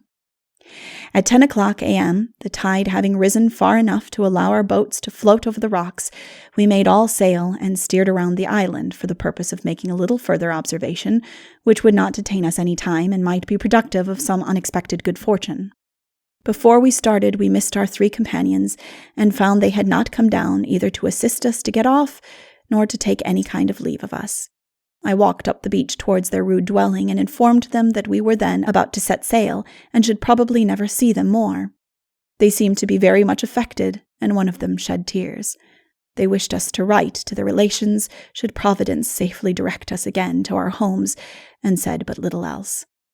They had every confidence in being able to procure a subsistence there as long as they remained, and finding them ill at heart about taking any leave of us, I hastily bid them goodbye, hoped they would do well, and came away. They followed me with their eyes until I was out of sight, and I never saw more of them. On the northwest side of the island we perceived a fine white beach, on which we imagined we might land, and in a short time ascertain if any further useful discoveries could be effected, or any addition made to our stock of provisions, and having set ashore 5 or 6 of the men for this purpose, the rest of us shoved off the boats and commenced fishing. We saw a number of sharks, but all efforts to take them proved ineffectual, and we got but a few small fish about the size of a mackerel, which we divided amongst us. In this business we were occupied for the remainder of the day until 6 o'clock in the afternoon, when the men, having returned to the shore from their search in the mountains, brought a few birds, and we again set sail and steered directly for Easter Island. During that night, after we had got quite clear of the land, we had a fine strong breeze from the northwest. We kept our fires going and cooked our fish and birds, and felt our situation as comfortable as could be expected. We continued on our course, consuming our provisions and water as sparingly as possible, without any material incident, until the 30th, when the wind hauled out east-southeast directly ahead, and so continued until the 31st, when it again came to the northward, and we resumed our course. On the 3rd of January, we experienced heavy squalls from the west-southwest, accompanied with dreadful thunder and lightning, and threw a gloomy and cheerless aspect over the ocean, and incited a reoccurrence of some of those heavy and desponding moments that we had before experienced. We commenced from Ducey's Island to keep a regular reckoning, by which on the 4th of January we found we had got to the southward of Easter Island, and the wind prevailing east-northeast, we should not be able to get on to the eastward so as to reach it. Our birds and fish were all now consumed, and we had begun again upon our short allowance of bread. It was necessary in this state of things to change our determination of going to Easter Island and shape our course in some other direction where the wind would allow of our going. We had but little hesitation in concluding, therefore, to steer for the island of Juan Fernandez, which lay about east-southeast from us, distant 2,500 miles. We bent our course accordingly towards it, having for the 2 succeeding days very light winds, and suffering excessively from the intense heat of the sun. The 7th brought us a change of wind to the northward, and at 12 o'clock we found ourselves in latitude 30 degrees 18 minutes south, longitude 117 degrees 29 minutes west. We continued to make what progress we could to the eastward. January 10th. Matthew P. Joy, the second mate, had suffered from debility and the privations we had experienced, much beyond any of the rest of us, and was on the 8th removed to the captain's boat, under the impression that he would be more comfortable there, and more attention and pains be bestowed in nursing and in endeavoring to comfort him.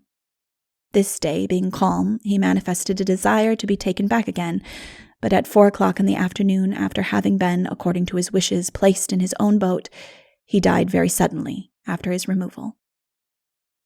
On the 11th, at 6 o'clock in the morning, we sewed him up in his clothes, tied a large stone to his feet, and, having brought all the boats to, consigned him in a solemn manner to the ocean. This man did not die of absolute starvation, although his end was no doubt very much hastened by his sufferings. He had a weak and sickly constitution, and complained of being unwell the whole voyage. It was an incident, however, which threw a gloom over our feelings for many days. In consequence of his death, one man from the captain's boat was placed in that from which he died to supply his place, and we stood away again on our course. On the 12th of January, we had the wind from the northwest, which commenced in the morning and came on to blow before night a perfect gale. We were obliged to take in all sail and run before the wind.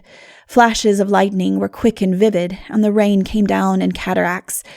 As, however, the gale blew us fairly on our course, and our speed being great during the day, we derived, I may say, even pleasure from the uncomfortableness and fury of the storm. We were apprehensive that in the darkness of this night we should be separated, and made arrangements, each boat to keep an east-southeast course all night. About 11 o'clock, my boat being ahead a short distance of the others, I turned my head back, as I was in the habit of doing every minute, and neither of the others were to be seen. It was blowing and raining at this time, as if the heavens were separating, and I knew not hardly at the moment what to do. I hove my boat to the wind, and lay drifting about an hour, expecting every moment that they would come up with me, but not seeing anything of them, I put away again, and stood on the course agreed upon, with strong hopes that daylight would enable me to discover them again. When the morning dawned, in vain did we look over every part of the ocean for our companions. They were gone, and we saw no more of them afterwards. It was folly to repine at the circumstance. It could neither be remedied, nor could sorrow secure their return, but it was impossible to prevent ourselves feeling all the poignancy and bitterness that characterizes the separation of men who have long suffered in each other's company, and whose interests and feelings fate had so closely linked together. By our observation, we separated in latitude 32 degrees 16 minutes south, longitude 112 degrees 20 minutes west. For many days after this accident, our progress was attended with dull and melancholy reflections. We had lost the cheering of each other's faces, that which, strange as it is, we so much required in both our mental and bodily distresses. The 14th January proved another very squally and rainy day. We had now been 19 days from the island, and had only made a distance about 900 miles. Necessity began to whisper us that a still further reduction of our allowance must take place, or we must abandon altogether the hopes of reaching the land, and rely wholly on the chance of being taken up by a vessel. But how to reduce the daily quantity of food, with any regard to life itself, was a question of the utmost consequence. Upon our first leaving the wreck, the demands of the stomach had been circumscribed to the smallest possible compass, and subsequently, before reaching the island, a diminution had taken place of nearly 1/2, and it was now, from a reasonable calculation, become necessary even to curtail that at least 1/2, which must in a short time reduce us to mere skeletons again. We had a full allowance of water, but it only served to contribute to our debility, our bodies deriving but the scanty support which 1.5 ounces of bread for each man offered. It required a great effort to bring matters to this dreadful alternative, either to feed our bodies and our hopes a little longer, or in the agonies of hunger to seize upon and devour our provisions and coolly await the approach of death. We were as yet just able to move about in our boats and slowly perform the necessary labors appertaining to her, but we were fast wasting away with the relaxing effects of the water, and we daily almost perished under the torrid rays of a meridian sun, to escape which we would lie down in the bottom of the boat, cover ourselves over with the sails, and abandon her to the mercy of the waves. Upon attempting to rise again, the blood would rush into the head, and an intoxicating blindness came over us, almost to occasion our suddenly falling down again. A slight interest was still kept up in our minds by the distant hopes of yet meeting with the other boats, but it was never realized. An accident occurred at night, which gave me a great cause of uneasiness, and led me to an unpleasant rumination upon the probable consequences of a repetition of it. I had laid down in the boat without taking the usual precaution of securing the lid of the provision chest as I was accustomed to do, when one of the white men awoke me and informed me that one of the blacks had taken some bread from it. I felt at the moment the highest indignation and resentment at such conduct in any of our crew, and immediately took my pistol in my hand and charged him, if he had taken any, to give it up without the least hesitation, or I should instantly shoot him. He became at once very much alarmed, and trembling, confessed the fact, pleading the hard necessity that urged him to it. He appeared to be very penitent for his crime, and earnestly swore that he would never be guilty of it again. I could not find it in my soul to extend towards him the least severity on this account, however much, according to the strict imposition which we felt upon ourselves, it might demand it. This was the first infraction, and the security of our lives, our hopes of redemption from our sufferings, loudly called for a prompt and signal punishment. But every humane feeling of nature pled in his behalf, and he was permitted to escape, with the solemn injunction that a repetition of the same offense would cost him his life.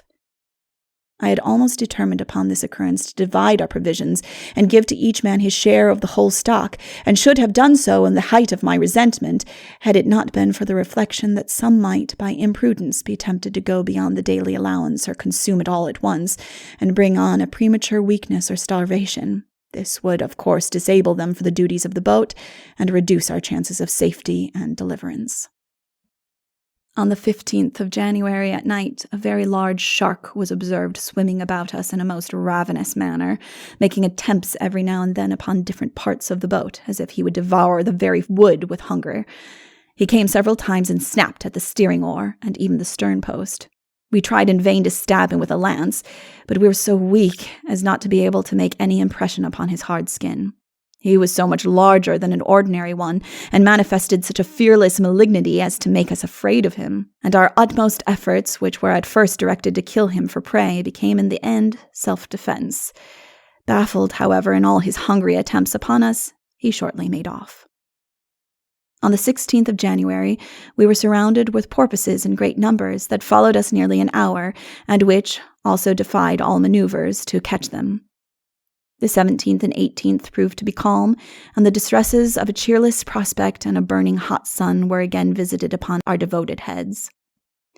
We began to think that divine providence had abandoned us at last, and it was but an unavailing effort to endeavor to prolong a now tedious existence. Horrible were the feelings that took possession of us. The contemplation of a death of agony and torment, refined by the most dreadful and distressing reflections, absolutely prostrated both body and soul. There was not a hope now remaining to us but that which was derived from a sense of the mercies of our Creator. The night of the 18th was a despairing era in our sufferings. Our minds were wrought up to the highest pitch of dread and apprehension of our fate, and all in them was dark, gloomy, and confused.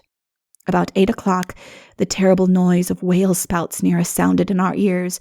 We could distinctly hear the furious thrashing of their tails in the water, and our weak minds pictured out their appalling and hideous aspects. One of my companions, the black man, took an immediate fright, and solicited me to take out the oars and endeavor to get away from them. I consented to his using any means for that purpose, but alas, it was wholly out of our power to raise a single arm in our own defense.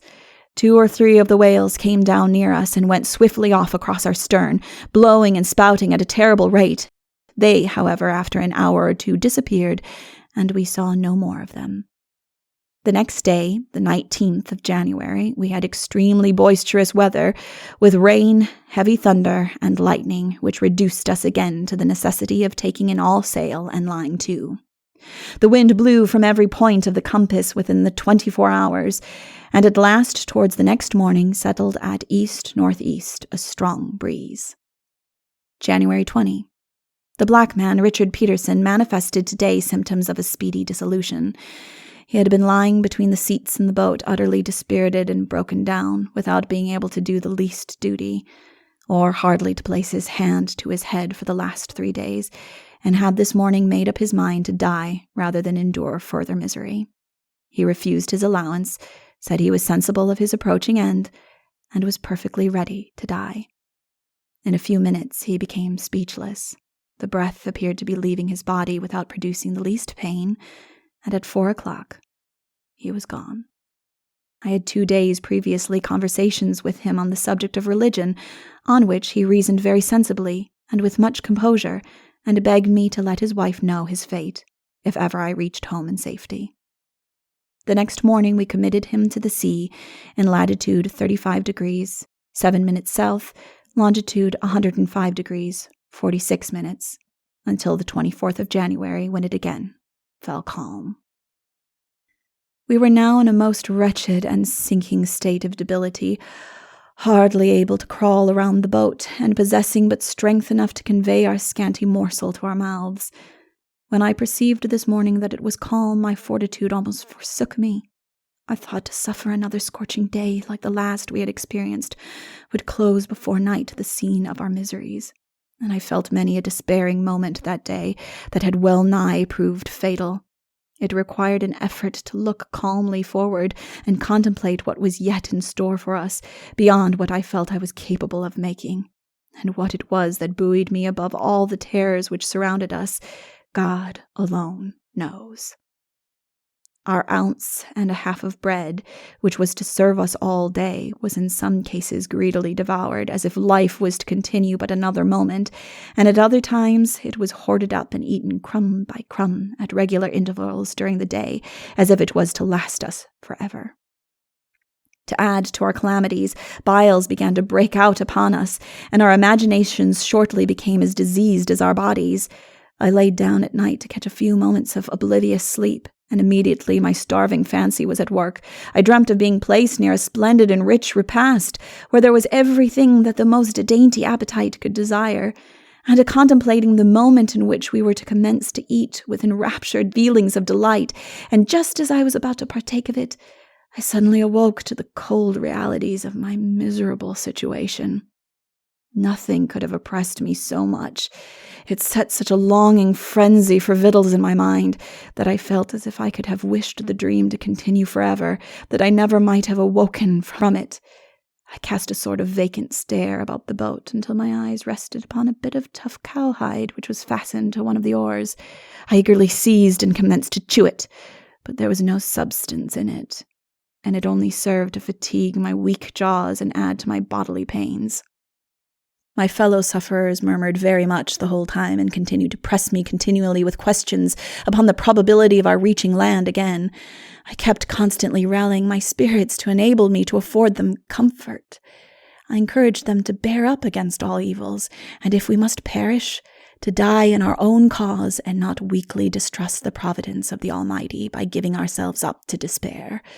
I reasoned with them and told them that we would not die sooner by keeping up our hopes, that the dreadful sacrifices and privations we endured were to preserve us from death, and were not to be put in competition with the price which we set upon our lives and their value to our families.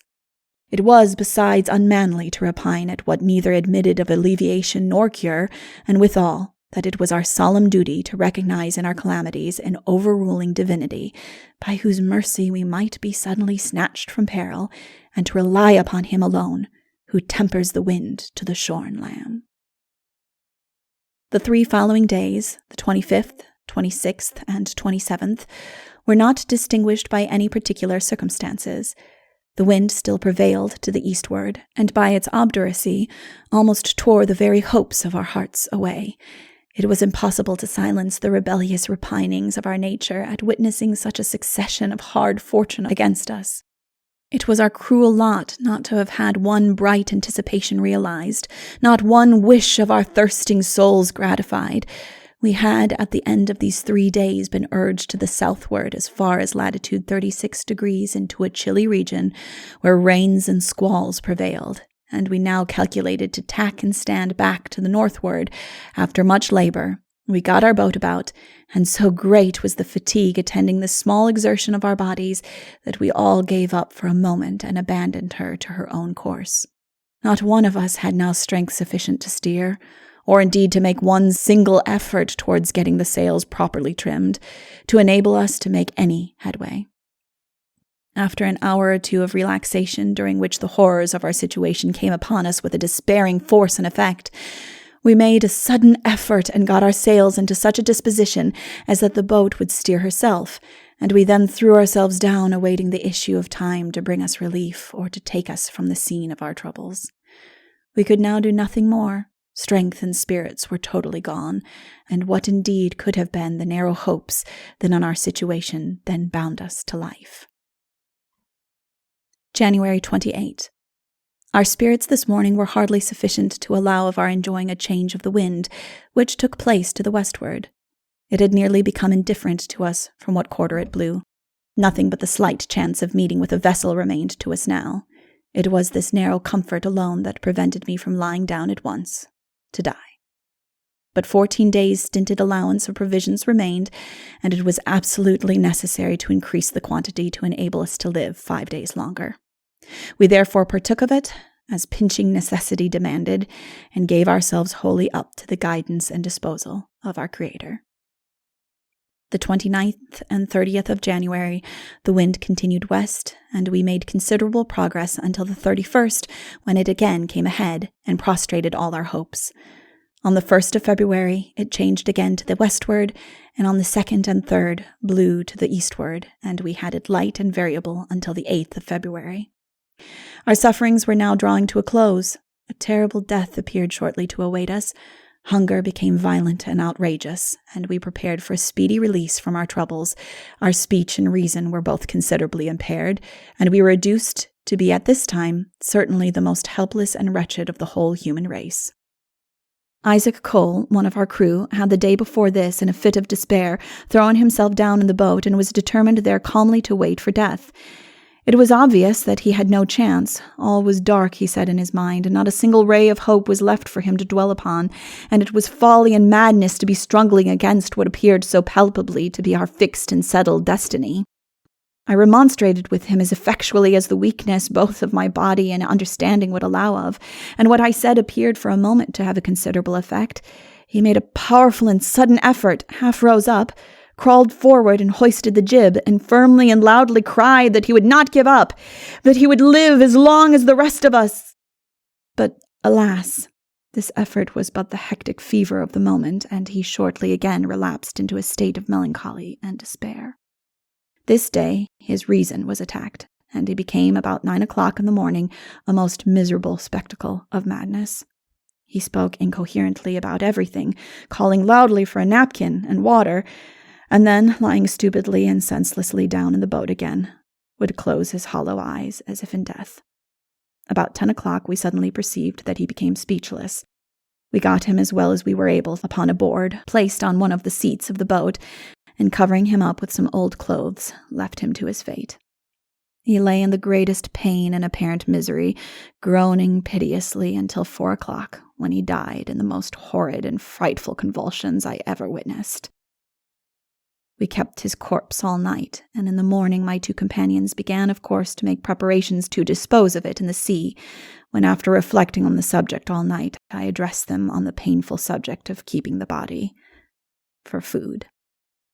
Our provisions could not possibly last us beyond 3 days, within which time it was not in any degree probable that we should find relief from our present sufferings, and that hunger would at last drive us to the necessity of casting lots.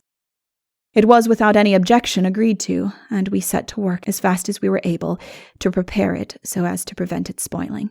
We separated his limbs from his body, and cut all the flesh from the bones, after which we opened the body, took out the heart, and then closed it again, sewed it up as decently as we could, and committed it to the sea. We now first commenced to satisfy the immediate cravings of nature from the heart, which we eagerly devoured, and then eat sparingly of a few pieces of the flesh, after which we hung up the remainder, cut in thin strips, about the boat to dry in the sun. We made a fire and roasted some of it to serve us during the next day. In this manner did we dispose of our fellow sufferer, the painful recollection of which brings to mind at this moment some of the most disagreeable and revolting ideas that it is capable of conceiving.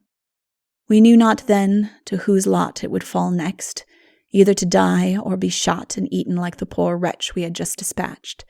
Humanity must shudder at the dreadful recital. I have no language to paint the anguish of our souls to this dreadful dilemma. The next morning, the 10th of February, we found that the flesh had become tainted and had turned of a greenish color, upon which we concluded to make a fire and cook it at once, to prevent its becoming so putrid as not to be eaten at all. We accordingly did so, and by that means preserved it for 6 or 7 days longer. Our bread during the time remained untouched, as that would not be liable to spoil. We placed it carefully aside for the last moments of our trial. About 3 o'clock this afternoon, a strong breeze set in from the northwest, and we made very good progress considering that we were compelled to steer the boat by management of the sails alone. This wind continued until the 13th, when it changed again ahead. We contrived to keep soul and body together by sparingly partaking of our flesh, cut up in small pieces and eaten with salt water. By the 14th, our bodies began so far recruited as to enable us to make a few attempts at guiding our boat again with the oar. By each taking his turn, we managed to effect it, and to make a tolerable good course. On the 15th, our flesh was all consumed, and we were driven to the last morsel of bread, consisting of 2 cakes. Our limbs had for the last 2 days swelled very much, and now began to pain us most excessively. We were still, as near as we could judge, 300 miles from the land, and but 3 days of our allowance on hand. The hope of a continuation of the wind, which came out at west this morning, was the only comfort and solace that remained to us, so strong had our desires at last reached in this respect, that a high fever had set in our veins, and a longing that nothing but its continuation could satisfy. Matters were now with us at their height. All hope was cast upon the breeze, and we tremblingly and fearfully awaited its progress and the dreadful development of our destiny. On the 16th at night, full of the horrible reflections of our situation, and panting with weakness, I laid down to sleep, almost indifferent whether I should ever see the light again. I had not lain long before I dreamt I saw a ship at some distance off from us, and strained every nerve to get to her, but could not. I awoke almost overpowered with the frenzy I had caught in my slumbers, and stung with the cruelties of a diseased and disappointed imagination. On the 17th in the afternoon, a heavy cloud appeared to be settling down in an east by north direction from us, which in my view indicated the vicinity of some land, which I took for the island of Masufuera. I concluded it could be no other, and immediately upon this reflection, the life-blood began to flow again briskly in my veins. I told my companions that I was well convinced it was land, and if so, in all probability we should reach it before 2 days more. My words appeared to comfort them much, and by repeated assurances of the favorable appearance of things, their spirits acquired even a degree of elasticity that was truly astonishing. The dark features of our distress began now to diminish a little, and the countenance, even amid the gloomy bodings of our hard lot, to assume a much fresher hue. We directed our course for the Cloud, and our progress that night was extremely good. The next morning before daylight, Thomas Nicholson, a boy about 17 years of age, one of my 2 companions who had thus far survived with me, after having bailed the boat, laid down, drew a piece of canvas over him, and cried out that he then wished to die immediately. I saw that he had given up, and I attempted to speak a few words of comfort and encouragement to him, and endeavored to persuade him that it was a great weakness and even wickedness to abandon a reliance upon the Almighty, while the least hope and a breath of life remained. But he felt unwilling to listen to any of the consolatory suggestions which I made to him. And, notwithstanding the extreme probability which I stated there was of our gaining the land before the end of 2 days more, he insisted upon lying down and giving himself up to despair. A fixed look of settled and forsaken despondency came over his face. He lay for some time silent, sullen, and sorrowful, and I felt at once satisfied that the coldness of death was fast gathering upon him. There was a sudden and unaccountable earnestness in his manner that alarmed me, and made me fear that I myself might unexpectedly be overtaken by a like weakness or dizziness of nature that would bereave me at once of both reason and life, but Providence willed it otherwise. At about 7 o'clock this morning, while I was lying asleep, my companion, who was steering, suddenly and loudly called out, "There's a sail!" I know not what was the first movement I made upon hearing such an unexpected cry. The earliest of my recollections are that immediately I stood up, gazing in a state of abstraction and ecstasy upon the blessed vision of a vessel about 7 miles off from us. She was standing in the same direction with us, and the only sensation I felt at the moment was that of a violent and unaccountable impulse to fly directly towards her. I do not believe it is possible to form a just conception of the pure, strong feelings and the unmingled emotions of joy and gratitude that took possession of my mind on this occasion. The boy, too, took a sudden and animated start from his despondency, and stood up to witness the probable instrument of his salvation. Our only fear was now that she would not discover us, or that we might not be able to intercept her course. We, however, put our boat immediately, as well as we were able, in a direction to cut her off, and found to our great joy that we sailed faster than she did. Upon observing us, she shortened sail and allowed us to come up to her. The captain hailed us and asked who we were. I told him we were from a wreck, and he cried out immediately for us to come alongside the ship. I made an effort to assist myself along to the side for the purpose of getting up, but strength failed me altogether, and I found it impossible to move a step further without help. We must have formed at that moment, in the eyes of the captain and his crew, a most deplorable and affecting picture of suffering and misery. Our cadaverous countenances, sunken eyes and bones just starting through the skin with the ragged remnants of clothes stuck about our sunburnt bodies, must have produced an appearance to him affecting and revolting to the highest degree. The sailors commenced to remove us from our boat, and we were taken to the cabin and comfortably provided for in every respect. In a few minutes we were permitted to taste a little thin food made from tapioca, and in a few days, with prudent management, we were considerably recruited. This vessel proved to be the brig Indian, Captain William Crozier of London, to whom we are indebted for every polite, friendly, and attentive disposition towards us that can possibly characterize a man of humanity and feeling. We were taken up in latitude 33 degrees 45 minutes south, longitude 81 degrees 3 minutes west. At 12 o'clock this day we saw the island of Mesafuera, and on the 25th of February we arrived at Valparaiso in utter distress and poverty. Our wants were promptly relieved there. The captain and the survivors of his boat's crew were taken up by the American whale ship, the Dauphine, Captain Zimri Coffin of Nantucket, and arrived at Valparaiso on the 17th of March following. He was taken up in latitude 37 degrees south off the island of St. Mary.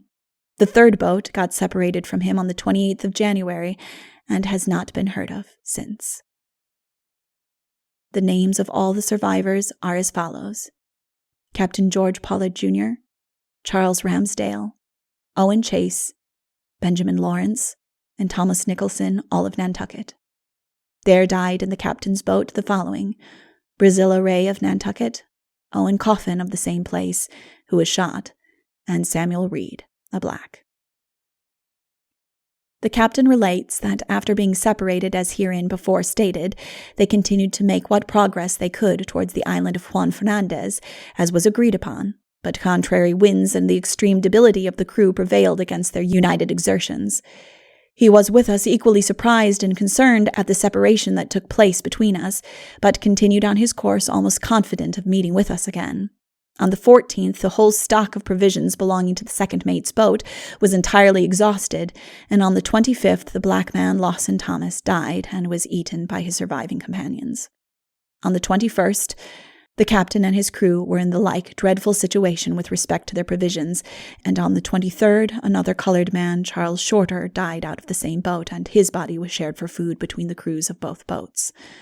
On the 27th, another Isaac Shepard, a black man, died in the third boat, and on the 28th, another black named Samuel Reed died out of the captain's boat. The bodies of these men constituted their only food while it lasted, and on the 29th, owing to the darkness of the night and want of sufficient power to manage their boats, those of the captain and second mate separated in latitude 35 degrees south, longitude 100 degrees west. On the 1st of February, having consumed the last morsel, the captain and the 3 other men that remained with him were reduced to the necessity of casting lots. It fell upon Owen Coffin to die, who with great fortitude and resignation submitted to his fate. They drew lots to see who should shoot him. He placed himself firmly to receive his death, and was immediately shot by Charles Ramsdale, whose hard fortune it was to become his executioner. On the 11th, Brazilla Ray died, and on these 2 bodies, the captain and Charles Ramsdale, the only 2 that were then left, subsisted until the morning of the 23rd, when they fell in with the ship Dauphine, as before stated, and were snatched from the impending destruction.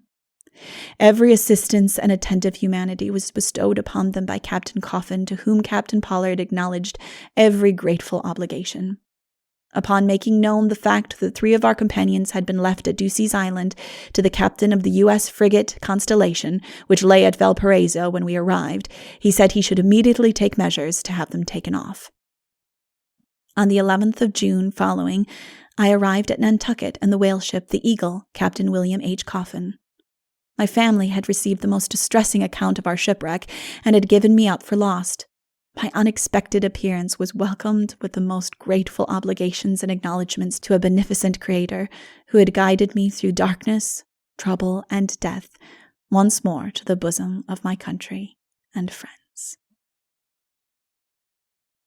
Supplement. The following is a list of the whole crew of the ship, with their arrangements into the 3 several boats upon starting from the wreck. The names of those who died were left on the island or shot, with those also who survived, and who were in the 3rd or 2nd mate's boat at the time of separation, and whose fate is yet uncertain. Captain James Pollard, Jr., 1st boat, survived. Obed Hendricks, D.O., put in 3rd boat. Brazilla Ray, D.O., died. Owen Coffin, D.O., shot. Samuel Reed, black, D.O., died. Charles Ramsdale, D.O., survived. Seth Weeks, D.O., left on the island. Owen Chase, 2nd boat, survived. Benjamin Lawrence, D.O., D.O. Thomas Nicholson, D.O., D.O. Isaac Cole, D.O., died. Richard Peterson, black, D.O., D.O. William Wright, D.O., left on the island. Matthew P. Joy, 3rd boat, died. Thomas Chappell, D.O., left on the island. Joseph West, D.O., missing.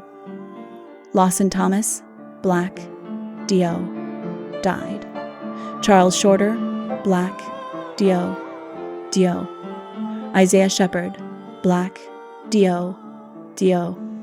William Bond, black, D.O., missing. Venice.